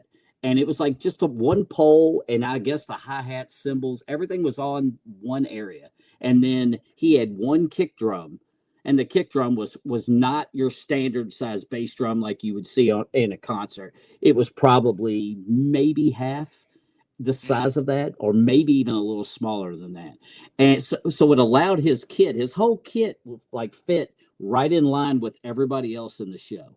And he got to sit right up front. So instead of the drummer having to hide in the back because he takes up so much footprint, this guy's footprint was not really that much bigger than anybody else's. That's cool. And he sat right on the front row with him. And it was the neatest on the front row with him. So my friend Sean, I've been wanting to do that with him forever. Just have him up there beside me with his kit and me playing. We were talking about doing that because back in the day, we always wanted to do that. And the stage, wherever we played, they never had it set up. Because when we played people's houses, we would just set up that way. And we'd be like, in some cases, the people are over here and we're just facing each other like this and they're over there. So we would set up like that. But I if me and him ever did a project again, I would like to, we've talked about it. I would like to just set up, bring him up to the front, forget about a drum riser, just bring us up to the front and have us kind of like this, or like this, but close and garagey, but right. I don't know. Yeah, that's interesting. And a lot of times drummers always get put in the back, but they really do get stuck in the back. And I mean, in some cases, like me and Mark were talking the other day about Chuck Biscuits from Danzig. They put him on, at least he got raised up, like he was up on that giant skull, and he's doing this. Yeah. I mean, at least he got put to where he was seen. But a lot of times, man, it's all about, it's just like, and the same thing, I guess, with the bass player too, because a bass player, but that's one of the things I like about playing bass is kind of just the anonymity now, because I'm getting older. The rock star in me is long gone, but I love the music, That's and it's so funny. I always tease my kids. I was like, what was always funny to me about the bassist back in the 70s was the fact you'd have the whole band would be fucking jamming, right? And then your bassist looked like this. He was like, and he wouldn't move, and he was just fucking playing. And I go, dude, I don't know what it was with the 70s. Like the bass player, it was almost like he either looked like he wanted to be anywhere but there, or he already was. he's just mentally somewhere he was else. mentally just he was just fucking. But yet everyone else is going nuts, and I was like, of course. Then once about the 80s, 90s hit, then obviously your basses started becoming a lot more. A lot more fucking. Like what's his name now? That's with Metallica. Oh, dude, that guy's dude. He's a beast, man. But he gets down there and he crab Trujillo. walks with that Trujillo? fucking Is it bass. Trujillo? Trujillo or Trujillo? I think it's Trujillo. Yeah, It's I spelled forget how you Trujillo. pronounce it. Yeah, I think the H is, or I'm sorry, the L is not. I think it's Trujillo or something like that. But God, man, that guy. When you hear that guy, he'll get do you ever see that session? He'll be like, boom, boom. Yeah. I mean, he'll just crab walk low, bass almost dragging the ground. He just looks he's such a badass dude. He's awesome. Did you ever see that session where he's playing that big giant Mexican guitar, and he's backstage? He's sitting there with Hetfield, and he's just what he's doing is it's super fast, but it's still got so much slapping power in it, and the full chords. It was Roy Clark-esque, is what it was. It had that minor chord quality, and the articulation was there, but without losing any impact. The impact was. Sometime I'll tell you what, I'll find that video and send it to you. It's just incredible. Yeah, because I don't think I've seen. I'd like to see it because he's a badass. Yeah, I mean he is just a badass, man. He's just. Yeah, I think he brought Metallica back. If they hadn't got him, they were done after after them Load albums or whatever. And I saw him not too long back when they were doing the no repeat tour. So every show you had to go to, well, you didn't have to buy tickets to all of them, but like we went to St. Louis. I think that was one of the closest we could see him. So we went to St. Louis. It was a 2-day show, no repeats. So and that was the first concert I'd ever gone to where I went and saw the band, and I knew I was going to go back the same time the next night to watch them again, but it was going to be a completely different set. And it was. I mean, it was a completely different setup than it was the show before. So I thought that was just, man, they're just, but what a fucking killer band. I mean, I don't care what anybody says. A lot of people may not think Metallica's all that, but they still are ground fucking braiding, man. Yeah, they led the way to a lot of shit.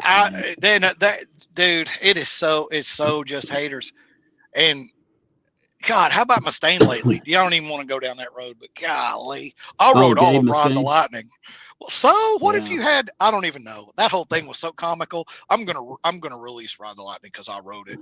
Like, yeah. What do you realize? Why do you still? How can you be so elite and still hate on those guys so much and be so butthurt over something that happened in the early 80s? Like, what did they really take from you at this point? That dude is the ultimate epitome of a guy who has proven himself as an independent artist, and he's still like, man, fuck them guys.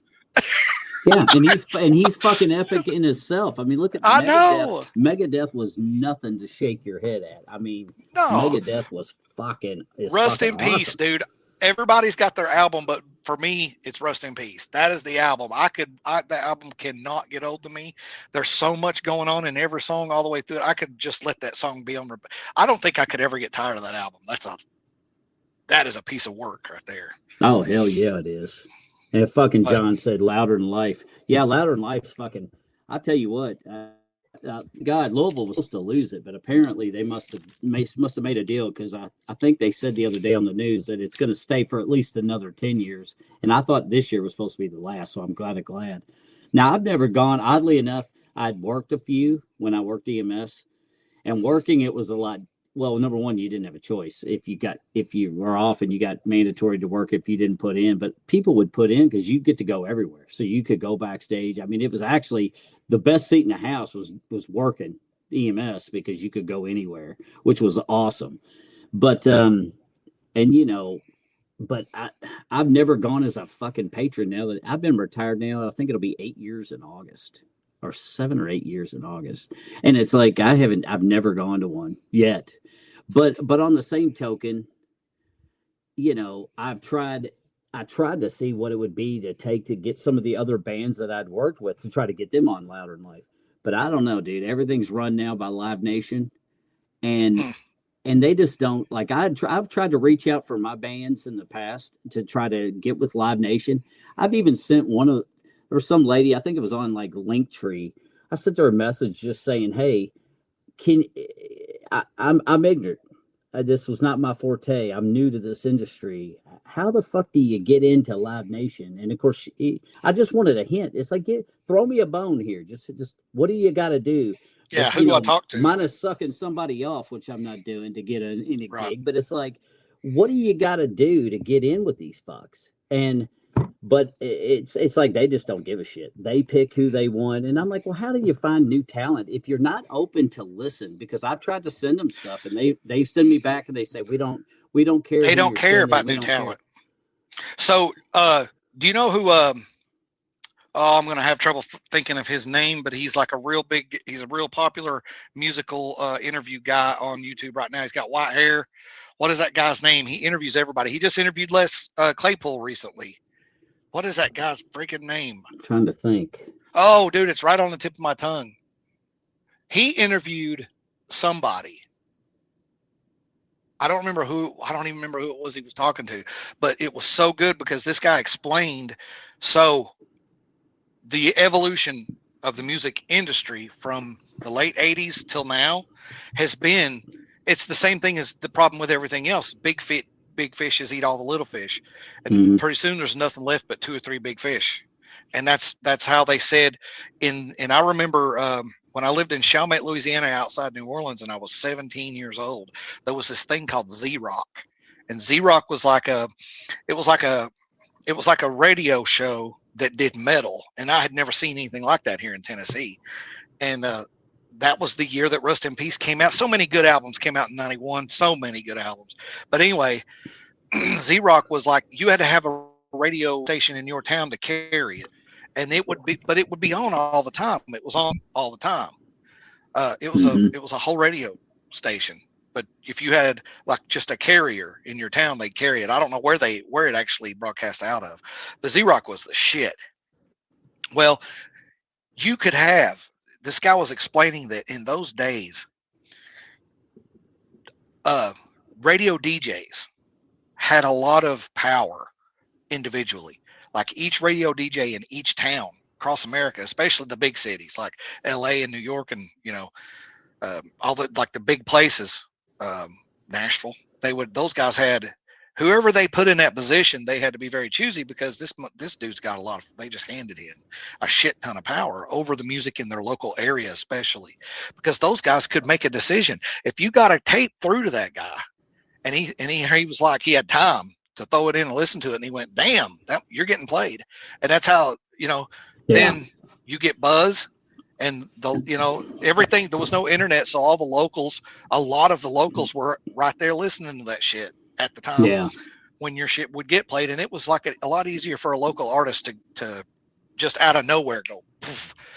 Then what this guy was explaining is he's like, the more that all of these radio stations got bought up by the big ones, now they're all under these big umbrellas, and the decisions are all made at the top of that umbrella for these gigantic areas, for states and states and states and cities and cities and cities. Like there's a guy in New York making decisions for radio stations all across the entire West Coast, and he don't know shit about music in the West Coast. So that's kind of ignorant. Yeah, it's horrible. Way a fuck away, because there's a big difference music scene in the West Coast than it is even the East Coast. And not counting you try to get all that music to a little fucking town in Kentucky. Yeah. You're by the time you hear it, it's like, oh fuck, we've been a band. We've been doing shit for 20 years. Fuck, you just me. Yeah. Oh, did you froze up? There you are. Okay, you're back. I don't know. I heard you kind of went okay. There you go. There for a second too. Yeah, you kind of froze up for a second on me too. But I think we're back now. So good deal. But yeah, I fucking feel you. It's frustrating because I tried, like say the other bands I tried to reach out, and I tried multiple times with getting multiple ways, and they just don't give a shit. I mean, even the radio nowadays, like you were saying, I don't know how people get on the radio, and even if they do, like I don't know if they somehow pull it off, or if they got to pay to get on, or even if they do pull it off and get it on. It's like nowadays though, the problem is how many people are really hearing it, because the radio I don't know about you may be a little different because you spend a lot of time in a vehicle, But Right. like me, it's like if I'm in a vehicle, or even hell, even if I'm fucking not, if I'm sitting here on this computer dicking around with doing band shit or whatever, I always got my music playing, but I use my streaming stuff and I play my playlists and all that shit. It's like I haven't turned the radio on. Matter of fact, I'd be surprised if I even remember the radio station's numbers here in Louisville, and I've lived You know here my what's whole funny fucking too? life. Even if you get your music on those, like No Return Address, we're on Spotify and Amazon and Pandora. We're on all of them. The only thing we're not on is YouTube Music and whichever one it is that is the iTunes Oh, thing. iTunes. Yeah, we're not on that because they have their own special bullshit, and so you can't. If you publish through DistroKid, it's extra to get on those two, YouTube and iTunes. It's like some extra. It's like a whole other separate publishing no thing. shit, I Yeah, didn't it's a know pain that. in the ass. Yeah. So, but yeah, I mean, we're on Spotify and Amazon and all this, and you still like. I know there's some people that listen to our stuff, but we're not getting. I mean, we're even getting played on local radio stations. And shout out to Wozo Radio from College Campus and Annette Garrett, I think is her name is Bennett or Garrett. Oh, now I'm ashamed because I should have remembered her name. It's Annette. I want to say Garrett, but she's super cool. Wozo Radio is the radio station, and WVLZ, both of them too. They've helped us with to promote events in the past, and Annette's been amazing. But I mean, it doesn't. I mean, I don't know that anybody. There's two things too. There's the flood of information. There's so much. Everybody has access to so much stuff. There has to be something. You can't just be playing good music. There has to be something about it that that stands out from the last 70 years of music. And that's a big that's a big shoes to fill, right? Yeah, there. there's people. There's young people. Music in the last 70 right. years. There's young people that are driving around listening to 50s music because that's their shit, Yeah. So you're competing with, and I just don't care about it. All I care about is the local. That's the whole reason. And I learned a lot of this through all the bands that I've been in. It's like all that matters. If you're playing music and you love music and you love these people. Mm-hmm. So all that matters is the local scene. I don't care about anything outside of East Tennessee. And I don't mean that in a mean way. I just mean I'm one guy, I'm a regular guy, and it's outside of my reach. I'm spinning my wheels if I try to do that. And I'm also not trying to get rich or make it big. People always assume you're either trying to make it big or get laid playing music. And it's like, if I hear one more young person talk, they will crack on you if you're over 40 and you're playing guitar, because they have a window this big they see the world through, and they think everything fits into that tiny window. So they think you're out here as an old man trying to get laid and make $1 million. And it's like, boy, hey, you just took everything that I love and cherish about this art form and just shit all over it. Like, like that's all there is to this. Yeah. Do you have any idea about song structure and no? Yeah. And have you ever thought that maybe somebody just does music because they like fucking music? I mean, that's a concept. I mean, Jesus Christ. Music has been around, and you know what? At the end of the day, there's the other thing. At the end of the day, all it is a campfire. The campfire has been there longer than TV and the radio. And the campfire is where the drinks are drunk after the hunt, the celebration is had, the holidays, the gatherings, the storytelling, and that's what songs are, stories. And it's all the campfire on that stage in that building. This is a campfire. Everybody's around, and we're still just the same tribal, animals that we've always been. And it's just a lot more of it's just a different campfire. But these kids now don't have a campfire. They're all separated. My daughters, I've watched them. Well, they're moved out now. They got their own social lives with people that they actually breathe air with now instead of. but when they were living, especially my youngest, when she was living at home, all of her social circle was on that phone, and it was people in other states. She'd be in here partying in her room with 10 other people on some virtual crap with the thing on her face, and you'd hear her in here laughing, cussing, going on, and I'm like, it's like she's She's 17. It's like she's at a party, but she's in her bedroom. When I was her age, I was out here getting in trouble, but I wasn't trying to get in trouble. I was going where the cool shit was happening, where the kids were. And now it's like this thing on her face, but it's like, the danger here is you don't want to say danger, but what you're losing out on is human contact. You need to go out and have a friend group. You need to go out here and make some mistakes, and so you can have something to learn from, so you can gauge things. And you don't need to make mistakes that destroy your life, but you need to make some mistakes. You need to get pulled over by a cop at least once and be afraid, and have them lights flashing for 20 minutes while he microscopes all your shit. You need to at least experience that one time with your friend in the car who's acting stupid. You know what I mean? Like, that's an important experience. And when you're 25, you'll be thinking back on that because you compare so many things to it, Right. And that's just one example. I was like, why don't you go down? We have a lake down here that kids can swim in every summer. I'd be like, you need to put on that bathing suit, walk your ass down here to this lake, go swimming, and meet one boy that I hate and date him for a month. Yeah. What's wrong with you? I'm like, you bring some dude around here for me to punk out. You're not even living, dude.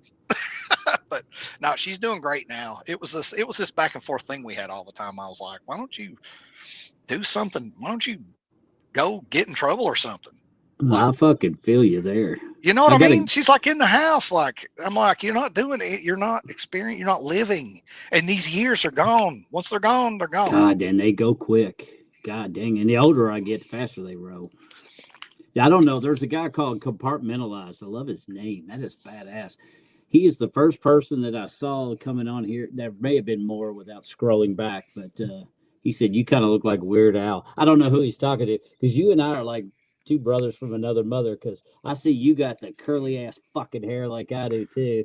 And so does Weird Al. So, but if Compartmentalized, if you're talking about me being the one that looks like Weird Al, well, I have to say, I did try to reach out to Weird Al's manager and see if he would send me a hero card of Weird Al signed to me so I could have that.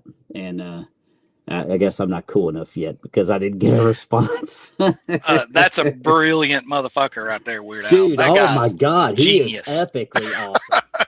I mean, people don't realize that guy's insanely good. Oh, my gosh. I went and saw him. We went down to Riot Fest this year. It was the first time I'd ever been to and it wasn't this year. Excuse me, it was last year. Now I just fucking petered out right there. Oh, it was in Chicago. I'd never been to Chicago, so we went in for Riot Fest, and Weird Al was one of them that was playing there, and supposedly, I mean, they had him on this stage. He happened to be the day, but I think it was the day before we got in, so I didn't get to see him. I wanted to. I was hoping it was the same day. It didn't. It turned out it wasn't.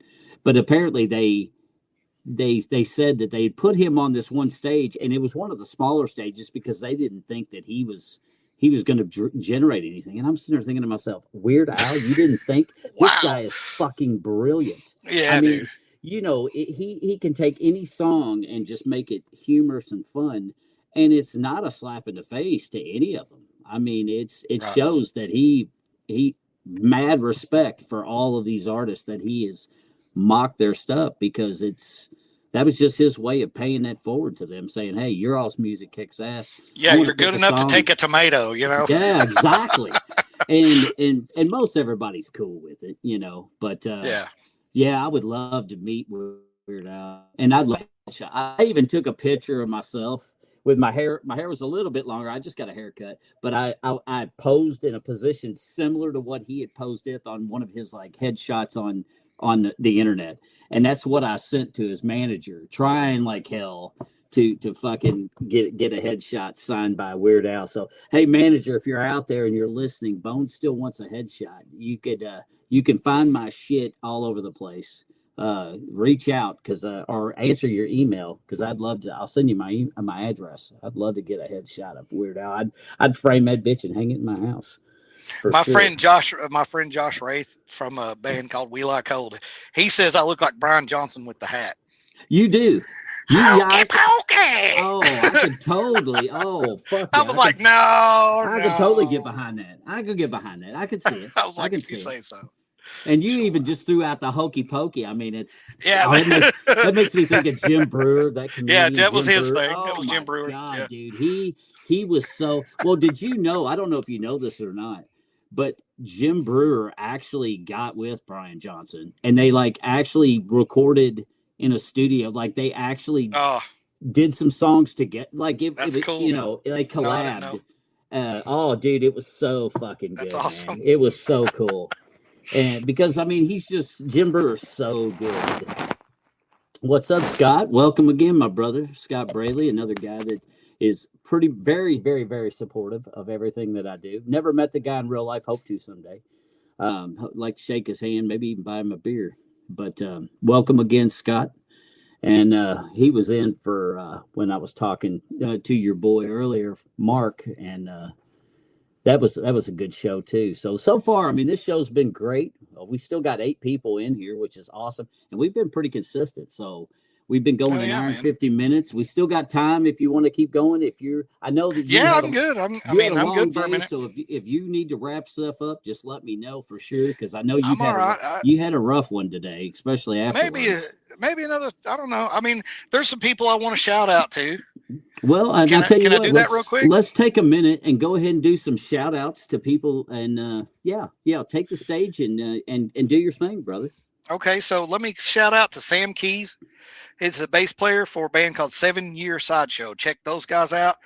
They were one of the first bands that really gave No Return Address a shot at several shows. Like probably after we'd been playing for about a year, and Pam got us our first like 4 or 5 good shows. But after that, we were playing with them, and I think playing with them was actually I'm not sure how we somehow that led into our relationship that we have with the Grove right now too. And Sam and them, they open for big bands all the time at the Open Chord. They open for LA Guns and Faster Pussycat and stuff. So check them out. They're awesome. And they just got a new singer, Adam, who's a great vocalist. So check them out. My buddy Brian Backwoods, that's the guy. He's the drummer for the Haints. Check him out. He's got his own music, Facebook page and everything. Now I'll tell you somebody else to check out who really that we played a lot of shows with, and this is somebody when I seen him, it was him and his wife. It's Grayson Slade and Kayla Slade. I seen them. They do some stuff up in your area, I believe. But when I first seen them like 3 or 4 years ago, they were playing bars in this giant circle around the whole Southeast, and they were just taking a laptop and they had drums programmed. And she was playing bass. They called her Bass Barbie because she looked like bass, like a Barbie, you know. And he's one of these guys that can just stand there and play leads for hours. But super cool, super nice people. My buddy Gage Sharp, that guy's like a sound engineer, and he used to do sound at a theater up in Gatlinburg. Him and his wife, they're an amazing musical couple too. Check out an artist named Lou Anderson. The first name is spelled L-U and the last name is Anderson. Check her out. Her voice is phenomenal. I'm hoping to do some work with her in the future. Let's see here. Lisa Hendricks. That's a photo. I wanted to say thanks to Lisa for supporting her son, Jonathan Hendricks. That's another up and coming songwriter that we're going to be doing some stuff with. He's really good. It's more heartfelt stuff, but man, like this is one of those guys where you don't hook the guitar and the vocals up separately. You just put a condenser about 2.5, 3 feet out in front of him and just let it get him as he projects into the room. And it's great. It's phenomenal. I mentioned Train Foot. I mentioned 40 Rounds. I also want to mention Space Debaser. If you can find them now, they're on Bandcamp, but I can't. They're not. They should be on Facebook, but they're not. Those guys have played a ton of shows with us. Their singer Bernard plays a fretless bass. It's badass. And my buddy Sparrow Napier. That's amazing. Yeah. Just to stop you there for a second, but the fretless bass, wow, I'm thinking about it because if not, I'll lose it.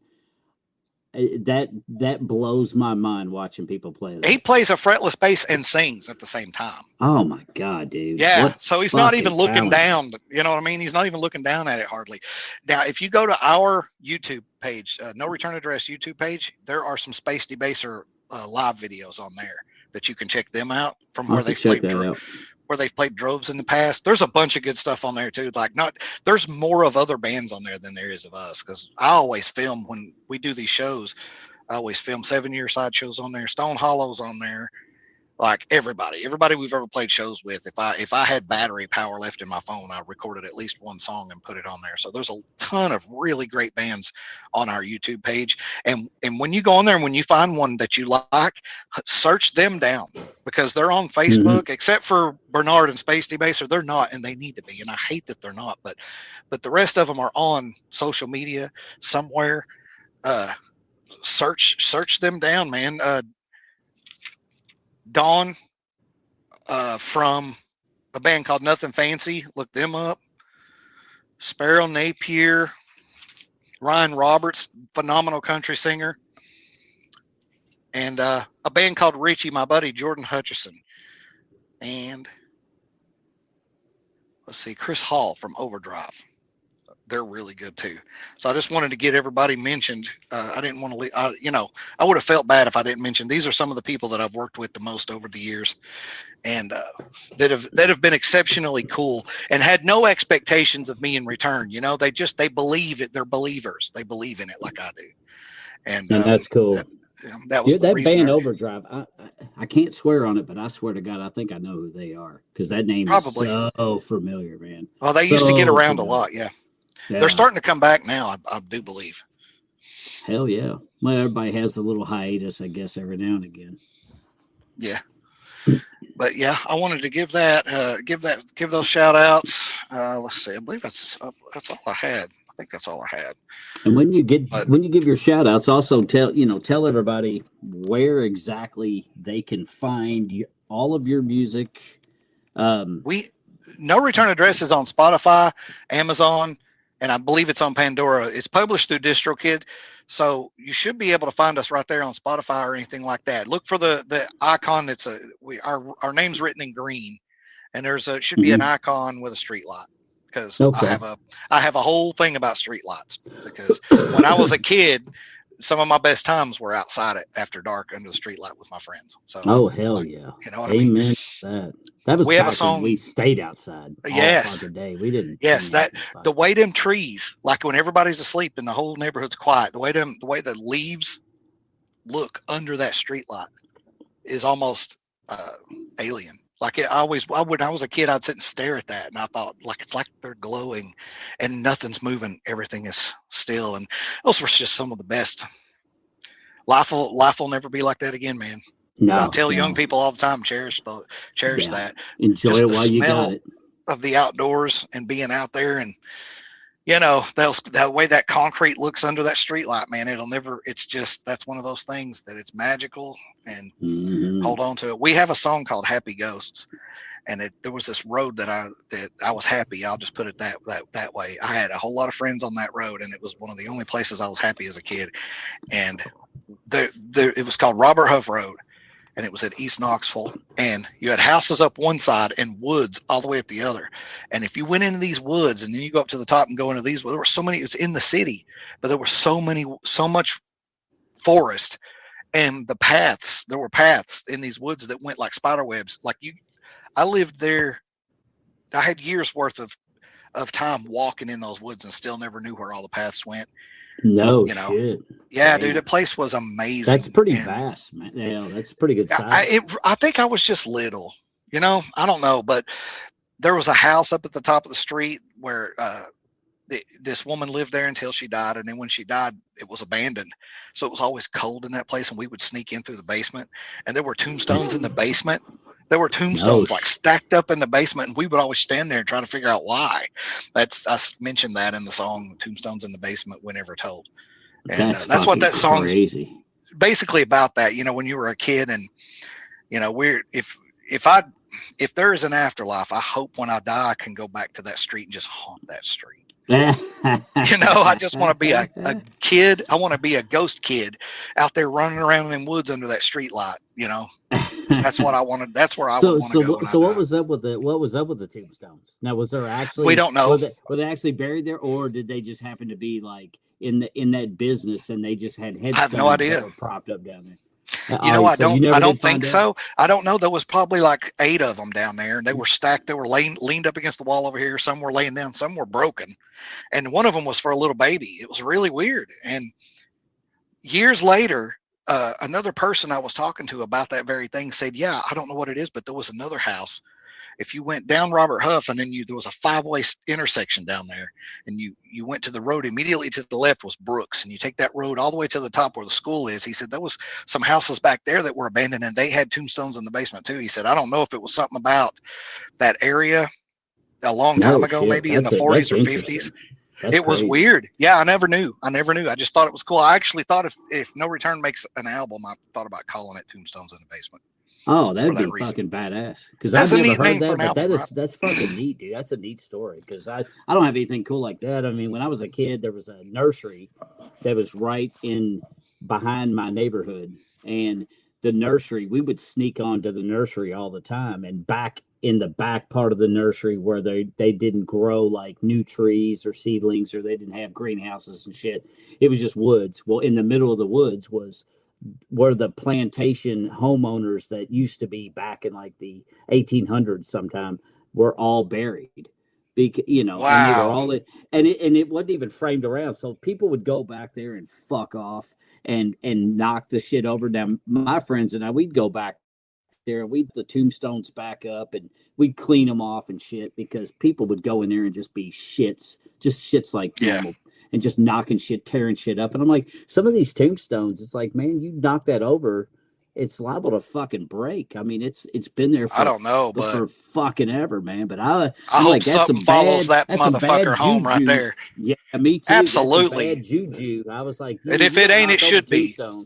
Yeah, that's what I'm talking about. That's what I'm talking about. It's disgusting. Yeah, people. If there's anything, shit, man. I better not say that. I was about to say something real shitty. In the Wild West, when you run across someone like that, and I'll leave it right there. Yeah, and that's what I miss about. Yeah, that's what would be missing today about the culture of the Wild West is everybody. There is a consensus in the public about what is just. Not, I don't even want to say. I'm afraid to articulate it because we're online. But I think most people with any sense get where I'm going. Yeah. Oh, I know where you're headed with that, and I don't necessarily disagree. I mean, things were a lot different back then. That's for sure. It's like there's no, and people who act like that, who are that way to other humans and have no respect for anything. They run rampant now. I think they outnumber us, and I think we're on the verge of something now. But yeah, whatever. What can I do? It does seem like there's a lot more shit, and we don't live forever, and whatever. No, sadly not. We'll see. I know I'm halfway there, so I've already seen I've had at least the first good half anyway. Now we'll hopefully the last are playing out, but we'll see. Time will tell. Yeah, I mean, I can't complain. I've said this many times. Speaking of that too, is that if civilization as we know it today fail, if they have their little revolution and they destroy everything that makes us able to work jobs and pay bills and eat food every friggin' day because they think that's a good idea, if they're able to pull that off and society collapses, I'm telling you, the standard set that we have lived in for the past 70 years or so is the standard that all of the world will be trying to get back to for the next 100 years or however long. Because there'd be many fucking people, man. They wouldn't know what to do if they couldn't go to the fucking grocery buy their fucking food. If they had to actually fucking go fish or hunt or do some shit. Oh, they'd turn on each other. Oh yeah. It'd be they loot over being offended. They'll definitely kill and kill their neighbors over a sandwich. Like, Yeah. can you imagine? Like, damn, you got a That'd be can of crazy. ravioli in there. I know it. I'm gonna gut you for this ravioli. Oh, bitch. yeah. No, yeah, they would. The world today isn't the same as the 70s. That's a fact. You're damn right, man. Oh, I think, dude. I don't know, man. I'm probably biased just because I'm a Gen Xer, but I really love my generation. I do. God, I me really too. do. Yeah. You know, Yeah, I'm proud to be a member of Gen X for sure. That's definitely. I loved it. And I loved it because, like I was telling my kids, I said, you all were born, y'all damn near come out of the vagina with your cell phone. Yeah. Me, That's it's not like, good, though. It's like, man, I had the only technology I had back then was a pager and an ashtray full of fucking quarters. And my parents would be like, if I call you, you better find a fucking payphone within 5 minutes and call home and check in. And there was payphones everywhere. I mean, my kids, I sent them a picture. Wife and I we did a gig with the band I was with, and it was up in Dundalk, Maryland. Well, on our way back, we got T-boned on the freeway driving, and luckily it didn't incapacitate my truck. But besides, it rained on me the whole fucking way home because the door was all fucked up. But but the thing is, we went to this rest area to piss and to kind of just check everything, and the payphone didn't work, but it was the only time I have seen a payphone, and I couldn't even tell you how long. And there it was, like a beacon of hope right there in the fucking rest area. And the rest area looked like it was made back in like the early 1900s. Yeah. Or some shit. I mean, it was crazy. But I took a picture of it, and then my son's like, damn, can you call me on that? And I was like, no, it doesn't work. Because I guess he thought, well, I want you to call me to see what it. I guess in his mind, isn't that crazy? It's going to sound different. Yeah, kind of like when you put it's a relic. Put a vinyl record on a record player, and you got that, while the music's playing, you got that rough, that raw, staticky, just that's the nostalgic sound. And I was like, that's something that when I played it for my kids, they're like, all records did that. I said, every one of them. That was part of it back then. And then of course cassette tapes. I was like, anybody that knows the word cassette tape knows what the fuck that means in relation to a cassette tape. They know what the fuck that is. It's or analog sound, or analog sound. Yeah, fuck yeah. But people, what kills me about that is it's just a magnetic strip. I don't know why people think that either a vinyl or a cassette tape or analog recordings they like when people say, well, it has more warmth. Well, how do you know that it's the tape or the vinyl that's making it have more warmth and not those old stereos? They've hi-fied everything into sterility now. Yeah. Yeah, they have. Yeah. I still got. I'd love to. Oh man, I wonder if this generation even remembers what hi-fi means or used to mean. Like that's an old term. Even I'm old, man. Oh yeah. Well, you remember 8-tracks? They were the biggest cassette tape ever. It was like a fucking brick, but those were so cool. And you just slid them in. It was like clunk into the machine, and then bam. There's a whole fucking album. Look, I'm gonna step away and grab something real quick. I want to show you something. All right, sounds good. Okay, hold on. I'll be right back. I can still talk while I'm walking. I got the headset on. Well, while he stepped away, he's going to get something to show. We're going to take just a second to thank everybody. Scott, Braley, I appreciate you as usual. Miss Kathleen, thank you so much. Obviously, Pam, I love you. John, thanks for hanging out the whole time, brother. Uncle D's in the house. I didn't get to say something to you earlier, but Uncle D, thanks for dropping in. And we all love you and much respect for you and all of our other tip my hat. Compartmentalized from the Kick channel. I don't have people on the Kick channel, so thank you so much for making a comment that I look like Weird Al, and hopefully I can start growing a Kick presence, because apparently Kick is popular to my old ass. Apparently that's something I should have been on a long time ago. Obviously, Miss Elizabeth, you're still on here because of hubby, but thank you for lending me him for a little while and for hanging out with us as well. And the list goes on, but Alyssa Weber, welcome. That must be John's wife or girlfriend. So welcome. And Thanks they are proud new in. parents, both of them. They just had a beautiful little baby. No shit. Yep. Well, congratulations to all of them. So congratulations on both of you all for the baby. I hope all goes and remains well. And hopefully, if there's anybody else, the comments were fairly long today, which is good. If there's anybody else, I would just want to say thank you so much for taking time out of your day to support my channel. I'm an up and comer, so I got a long way to go. I got a lot to learn, and there's a lot of changes that hopefully will be coming. A new logo should be here. I was hoping it would have been here today, and sadly it wasn't. But I'm going to start doing some stuff with this podcast. I'm going to listen to people like him and people like Pam, and I'm going to give this podcast a whirl, because it also, I think, like I told my artist that I represent now, James Luker, with James Luker Music, he's a solo artist. We just got a 3-piece band, so welcome Guy and welcome Sticks, our new additions to our band. They're all a great a group of guys, and they definitely need. We're getting ready to get this train rolling, and we're trying to push it out of the station. So, but I told him, I said, doing this podcast could also potentially help with the band stuff too, because if I also grow myself, then my followers, I can help people come over and find them, as well as find kick-ass people like Juice here and like Mark that you saw earlier today. There's a lot of really good bands. All the other bands that are out there that I want to shout out to real quick, like Courtney Jo Hare. She is, if you don't know her, you checked out that band. She's not only she's got a killer sound, but she's also one of those individuals that has one hell of a story on how she became what she became. And she is absolutely phenomenal, has phenomenal family. Same with Kate Sparks, which used to be Kate Fitch. Beautiful, beautiful young lady, country singing, just outstanding human and family. And congratulations again to them on their new arrival as well. And then Devin Moore, which is a young man getting his start in the country scene out in Louisa, Kentucky. So congrats, Devin Moore and Dalston, Dalston Knight. He just goes by Dalston. He's actually out of Mount Washington, Kentucky, out of here, and he's a hell of a good singing kid too, and he's got a bright future ahead of him as well.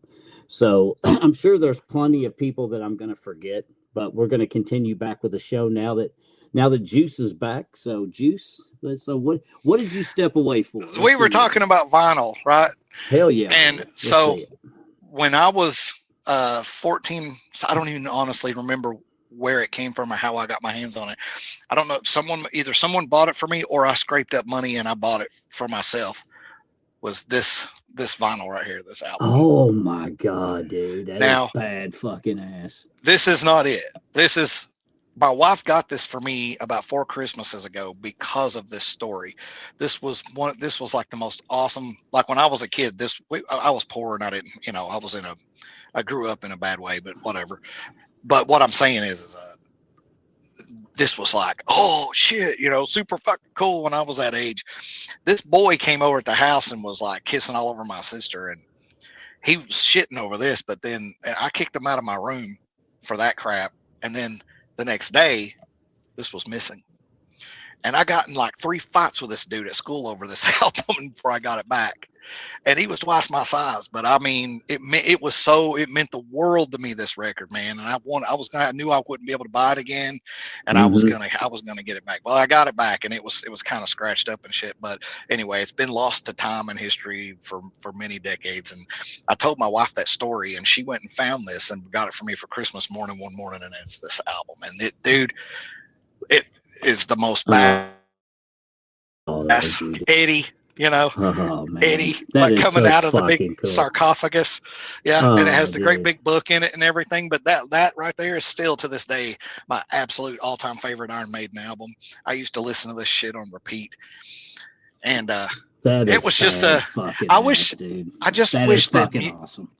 I wish music could be to every generation what it was to us. I just wish like crazy, and I want to cultivate that and grow it in my hometown. And I hope everybody takes, that whatever it is that you love, whatever it is that is that place for you. Try to grow it, try to share it, try to find where it is. And if you find it actually happening, contribute to it, and more valuable than money. It's the community, it's the people, and these are all buzzwords that people throw around, but it's really more valuable than money, and it will be there for future generations after we're gone if those who have no respect for this kind of thing don't just take it away from everybody because they're working on it. Yeah. But I think that locally, man, there's so much more going on in everybody's backyard than they realize. There's so much happening right down the street than anybody even realizes. And, you know, the TV screen, even before the internet, the TV, we're watching concerts on TVs. And even then, we didn't realize that right down the street, there's probably 5 to 15 bands that play right down the street all the time. All you got to do is walk down there and hang out. Like, we had some rec centers around here for a while that had a whole music scene that was disconnected from the whole rest of the music scene in Knoxville happening just over there. And I was like, what? See, this shit happens, man. And it goes unnoticed. And that's a crying shame. I think it's just it's so valuable. It's so special. Like in Goonies, when he said, this is our time. This is our time down here. You know what I mean? When he's looking up the damn well at the guy that's trying to get the girl to go up the well, and he's like, that's all over the minute you ride up whatever his name was, Bucket. Man. The Goonies, man. Yeah, the what Goonies. Was his name? Oh, Troy's Bucket. Right? Yeah, Troy's Bucket. They put it's our time down here. Put that fucking cardigan sweater around it and sent that bitch up, you know? Yeah, man. Yeah, it's our time down here. Was the shit, dude. Dude, even our movies were fucking legit. Yeah, man. Dude. I mean, it's like everything. I don't know. People are going to be like, shut the fuck up. We get it. You're a Gen Xer. You know, but I mean, Gen X was the shit. We were. Well, if they're saying so much fun, man. Do you think that? But here's the thing I want to say about that. If a Gen Zer or a millennial or whatever they call everybody's got to have a damn label. But each generation or whatever, that you got your things. When I got kids from several generations, and when they talk about these kinds of things that meant this stuff to them, I don't poo-poo them. I'm like, you know what? That's similar. That's cool. Yeah.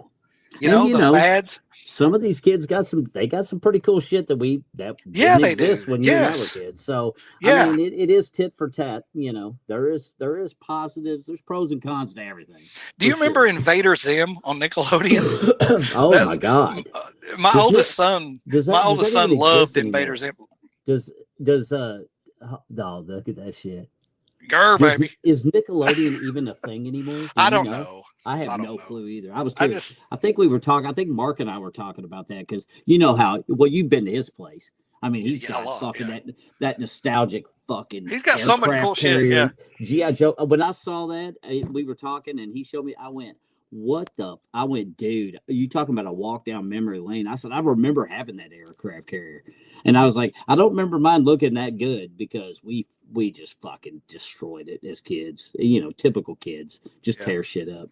But I was like, man, I mean, he made that into a complete coffee table. And it's huge. It's massive. Plus all the other shit he's got, that old school fucking Batman shit back in what? Yeah. That was the Batman with Adam West was what, back in the 60s, I guess? Or 70s, maybe both. You're talking about the Bang Boom Zoc Pow era. Yeah.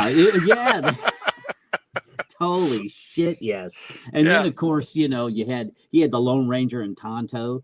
You know, I was like, damn, I remember my uncle had those. I was like, I remember seeing that. I was like, holy fuck, you still got those. I was like, remember the Rifleman? Oh, I remember what a great I was a kid, man. Like, the so Rifleman was so badass show, man. Yeah. But we had some fucking kick-ass. We just had some kick-ass fucking people in our lives back then. It was a good era, you know. Now, I don't know. I was a kid, so I don't know much about, like, back then. It's like how bad what the trials and tribulations of the economy and all that other shit. Because back then I didn't give a fuck. I was a kid. Dude, I just wanted to be outside and just have fun. We were hungry all the time. We ate bread. Bread and water. We would eat whatever to shut our stomach up. We just we didn't care what we were eating. We just wanted to go the fuck back outside. Exactly. I didn't want to come in to eat. Get in here and eat. I ain't hungry. You haven't ate nothing today at all, and it's 3:00. I don't care. My friend's here. Yeah. I don't give a fuck about it, you know. I ain't gonna die. Dude, man, you just wanted to keep going and keep playing and stay in the woods, dude. And we used to run the neighborhood, I'm and working the neighbors on didn't care. No one cared. They didn't give a shit. right. But I'm now, working on a song you right get now.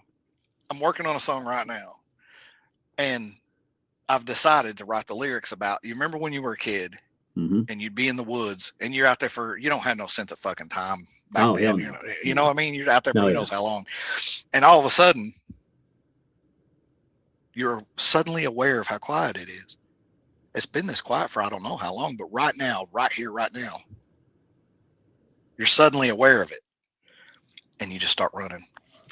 You start running, man, and then you could feel that on the back of your neck coming after you. Yeah, and you just the adrenaline hits, and you're like jumping over shit. You get dexterity and shit out of nowhere that you never knew you had. You're Spider-Man over shit, jumping up, bouncing off of trees, and you got to over that hump, down the fucking bank, across the backyard, and into the kitchen, and forget all about it, and grab something out of the fridge and take a drink.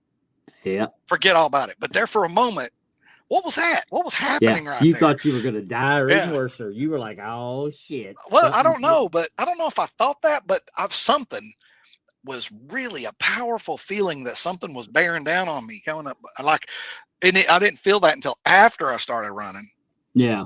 But I think that's one of them things, man. It's like, I think, you know what it is? I think it's like, if you have cats.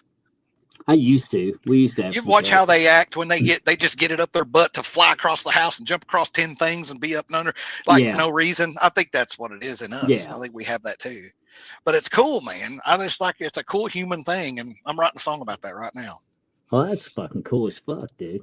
I love shit like that. I think that's hell yeah. Just one of them things, man. That's what makes this life magic. Is stuff like that. I agree. Dude, it's been another great show, man. I've had a good time. Hell yeah! Today. I mean, I can't believe I did 2 podcasts in one day, but I'm loving it. I'm enjoying the shit out of it. Well, yeah, man. I think I fucked up though. I don't think I had it on Kick with Mark. I thought I did, but I think I fucked it up. So, well, can you? Will it be there in the future though for people to watch back? Yeah, and I'm gonna put it on my page and put it on my personal page too. So it'll be up for people to see if they want to see it. Because you probably get more views from that in the long run, anyways. Probably so, because X failed for whatever. I see a exclamation mark, so it must have failed some point in time.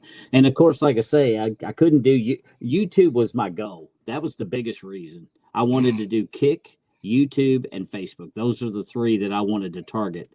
But sadly with YouTube, I have to wait 24 hours. And since I started it today, it won't be available till at least tomorrow sometime. Well, it'll be there. Do that. So it'll be there. It ain't going anywhere. It won't be, dude. It won't be no time, and you'll have 100 interviews behind you, and they'll all be up where people can go and look at them. And then you probably be surprised at how it's going to grow, because I'll talk about y'all or your podcast at my shows and everything. I want to get everybody watching it, and because I'm gonna send some people your way too. I'm gonna definitely send some people your way. I asked before I got in here. I asked Mike if he was okay, if he might be interested in doing an interview, and he goes, sure. So it'd be cool if him and Alicia would both come in and do one with you, but because they're a couple and they both have separate bands, and both of the bands are great. they're like super cool. Yeah, just send them my information, tell them to reach out to me. Okay, for sure, 100%. Yeah, and I'm very I'll tell you somebody else too. I don't give out numbers, so you ain't got to worry about me giving your number to nobody, because I'm not going to give nobody your numbers, and none of your all's numbers unless somebody reaches out and I call you and say, hey, so-and-so would like to get in touch with you. Is it okay? And if you don't, and if you give me the go ahead, that's one thing. But until then, it's like everybody's safe. So you said you're going to look up Trainfoot and the Mighty Caboose too, right? So check them out. I wrote that. Trainfoot and the Mighty Caboose, 40 rounds. And then, of course, you said definitely check out Danny 504 for his. His videos. Stuff. Yeah. He's just funny, man. That's great. I'll definitely look him up at some point in time this week I got a gigantic list of people that would be glad to do your podcast with you and everything, and they do events, so it's just spreading, So well, and I started the podcast like I'm doing mine, but I also am going to collab tomorrow. Matter of fact. I don't know if we're going to do it on hers or mine, but Wolf from Wolf Fair Records, she does podcasting. So her and I collab together sometimes, and we'll interview whoever she pardon me, she brings, and she's got a pretty good list of people as well. So hell yeah. I think this is going to work out really, Well, really I nice. drive, so I'll be listening to you. I'll be listening to probably every episode. Well, hell yeah. Well, I appreciate it. And Juice, I really appreciate you coming on, and I really do. I appreciate you having me. I really appreciated Mark too. I mean, it was nice that, you know, Mark reached out to Pam and said, "Hey, I want to do Bones' show." And she told me, she says, "I got a guy that wants to do your show." And I go, "Has he seen my show?" And she's like, "Well, yeah, he wants to do it." And I was like, "Are you sure you're talking about the same person? Because my podcast is not that special. Now, maybe one day it will be. But and so I think far, so. I think you're going to grow faster than you think if you just keep going. I think so too, because like we're down to 7 people, but we've had 8 consistent people almost the entire time. And Nice. I don't think that I've had 8 consistently for almost 2.5 hours. That's a long time for anybody to last.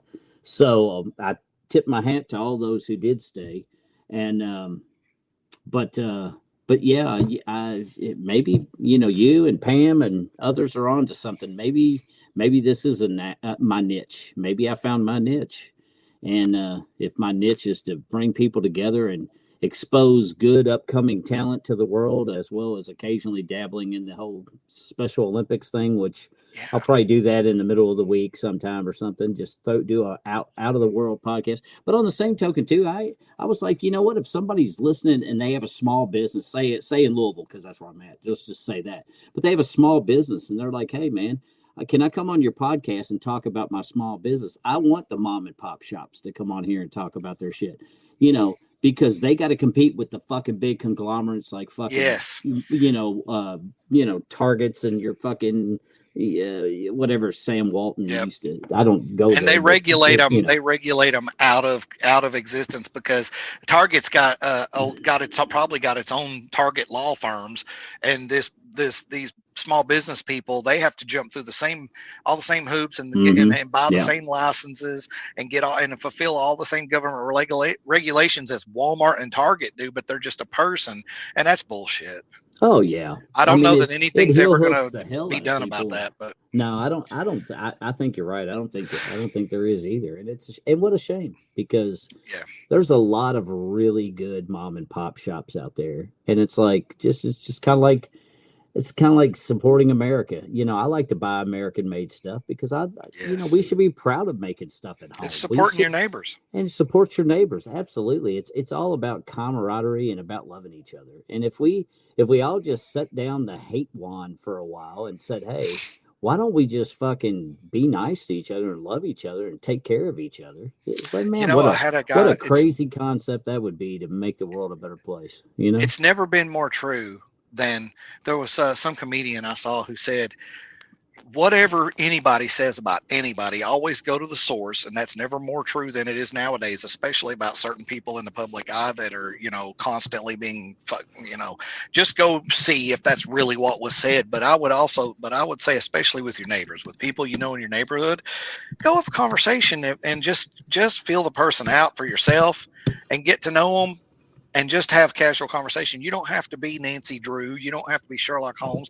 Just get to know people and learn how to have human conversations and relationships with people. And I think you'll be surprised. 90% of what is said about other people by people is usually what we were talking about earlier. It's haters. Mm-hmm. They don't want you to rise because it's just going to shine a light on them. And they've been telling a bunch of lies. So that's the last thing they need. You know, is an honest person. Nothing more dangerous in this world than an honest man. It's fact. So, and on that note, I'm gonna go in here and eat, man. It's been great talking to you. Hell yeah, brother. Shit, yeah, let's do a lot more of it. Thanks for coming out. Thanks for taking time out of your day. I'm really thanks for having me. Honored to have you both. And you know, there you have it, guys. I mean, we got Juice. He again, multiple bands, so you can check out all of the different stuff he does. We didn't talk a whole lot. Well, we did with Mark, but the BZ Town. What did you call? What was the last part? Bees Town. Just Beasttown Collective. Beasttown Collective. You know, the way Mark and I talked about how you all do that, and that's really a fun way of doing shit too, because it's just a big melting pot of all these I almost said musicians that get together and collaborate on different, and just put out different songs and play different music for people, and it's just so I mean, it's just awesome. Like I say, there's so much good music out there. Check it out. Go and check him out. Check out Mark. Check out all these people that we've talked about, because, you know, like I say, again, I know I've said it before and I'm going to say it again. You fucking reach out and you check out some of these people. You might find that your favorite band you have not found yet. And then if you just do a little looking, it may be somebody that, you know, you thought your favorite band was going to be some Jason Aldean that's super popular. Well, yeah, he kicks ass. Ain't no doubt about it. You can't take it away from him. But you know what? There's also a lot of kick-ass people that are not in that direct spotlight. Right down the road. And they're right around your corner. Absolutely. So, you know what? You know, tons of good music. Check them out. I guess we'll sign off then. We're going to let this guy get something to eat because he needs it. And my old ass is, it ain't too far from the boner's bedtime, because I get a little tired at 52. I don't stay up too late. I should stay up more. I need to start working on that, I guess. Oh, man. At least staying up a little bit. Get that sleep. Get that sleep. I fight with sleep. I fought with it my whole life. If I could sleep like a regular sleeping schedule, you don't know how much I would if I could. Oh, it makes all the difference. It's so hard. Dude, my brain is, that's a whole other rabbit hole. Oh, me too. Mine never wants to shut up. But anyway, that's a whole other topic. We could get off down that rabbit hole. Next thing you know, we're going to be sitting here and he ain't going to eat. Next time. That's right. Next time. We got plenty of shit to talk about. So, other than that, I guess it's been 2 hours and 30 minutes. It's a hell of a good podcast. Thanks again to Juice for showing up, coming out. Thanks for his wife for letting him take some of her time to be on this podcast with us today. So thank her. And we look forward to seeing all of you all in the next episode. So, Juice, it was a pleasure, brother. See you, man. Hell yeah, brother. Be safe. Be good. Well, there you have it, ladies and gentlemen. There was Juice. And what a great show.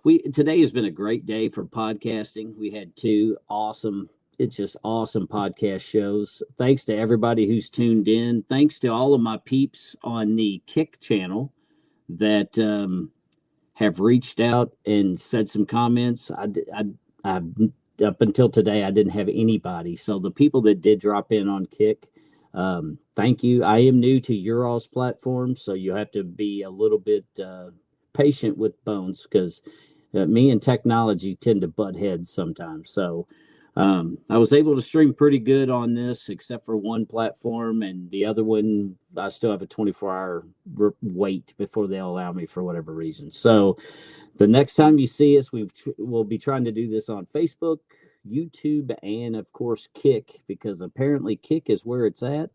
So I'm going to have to try to learn Kick so I can be part of the Cool Kids Club. But thanks again for everybody who dropped in for today's episodes. And I will see all of you all on the flip side. So as for now, this is Bones saying, be good or be good at it, one or the other. And have a great evening. And we'll see you all on this next episode. And I'll be on one, by the way, also with Wolf tomorrow at 10:15. It's tomorrow? No, Thursday at 10:15. Excuse me, Thursday at 10:15.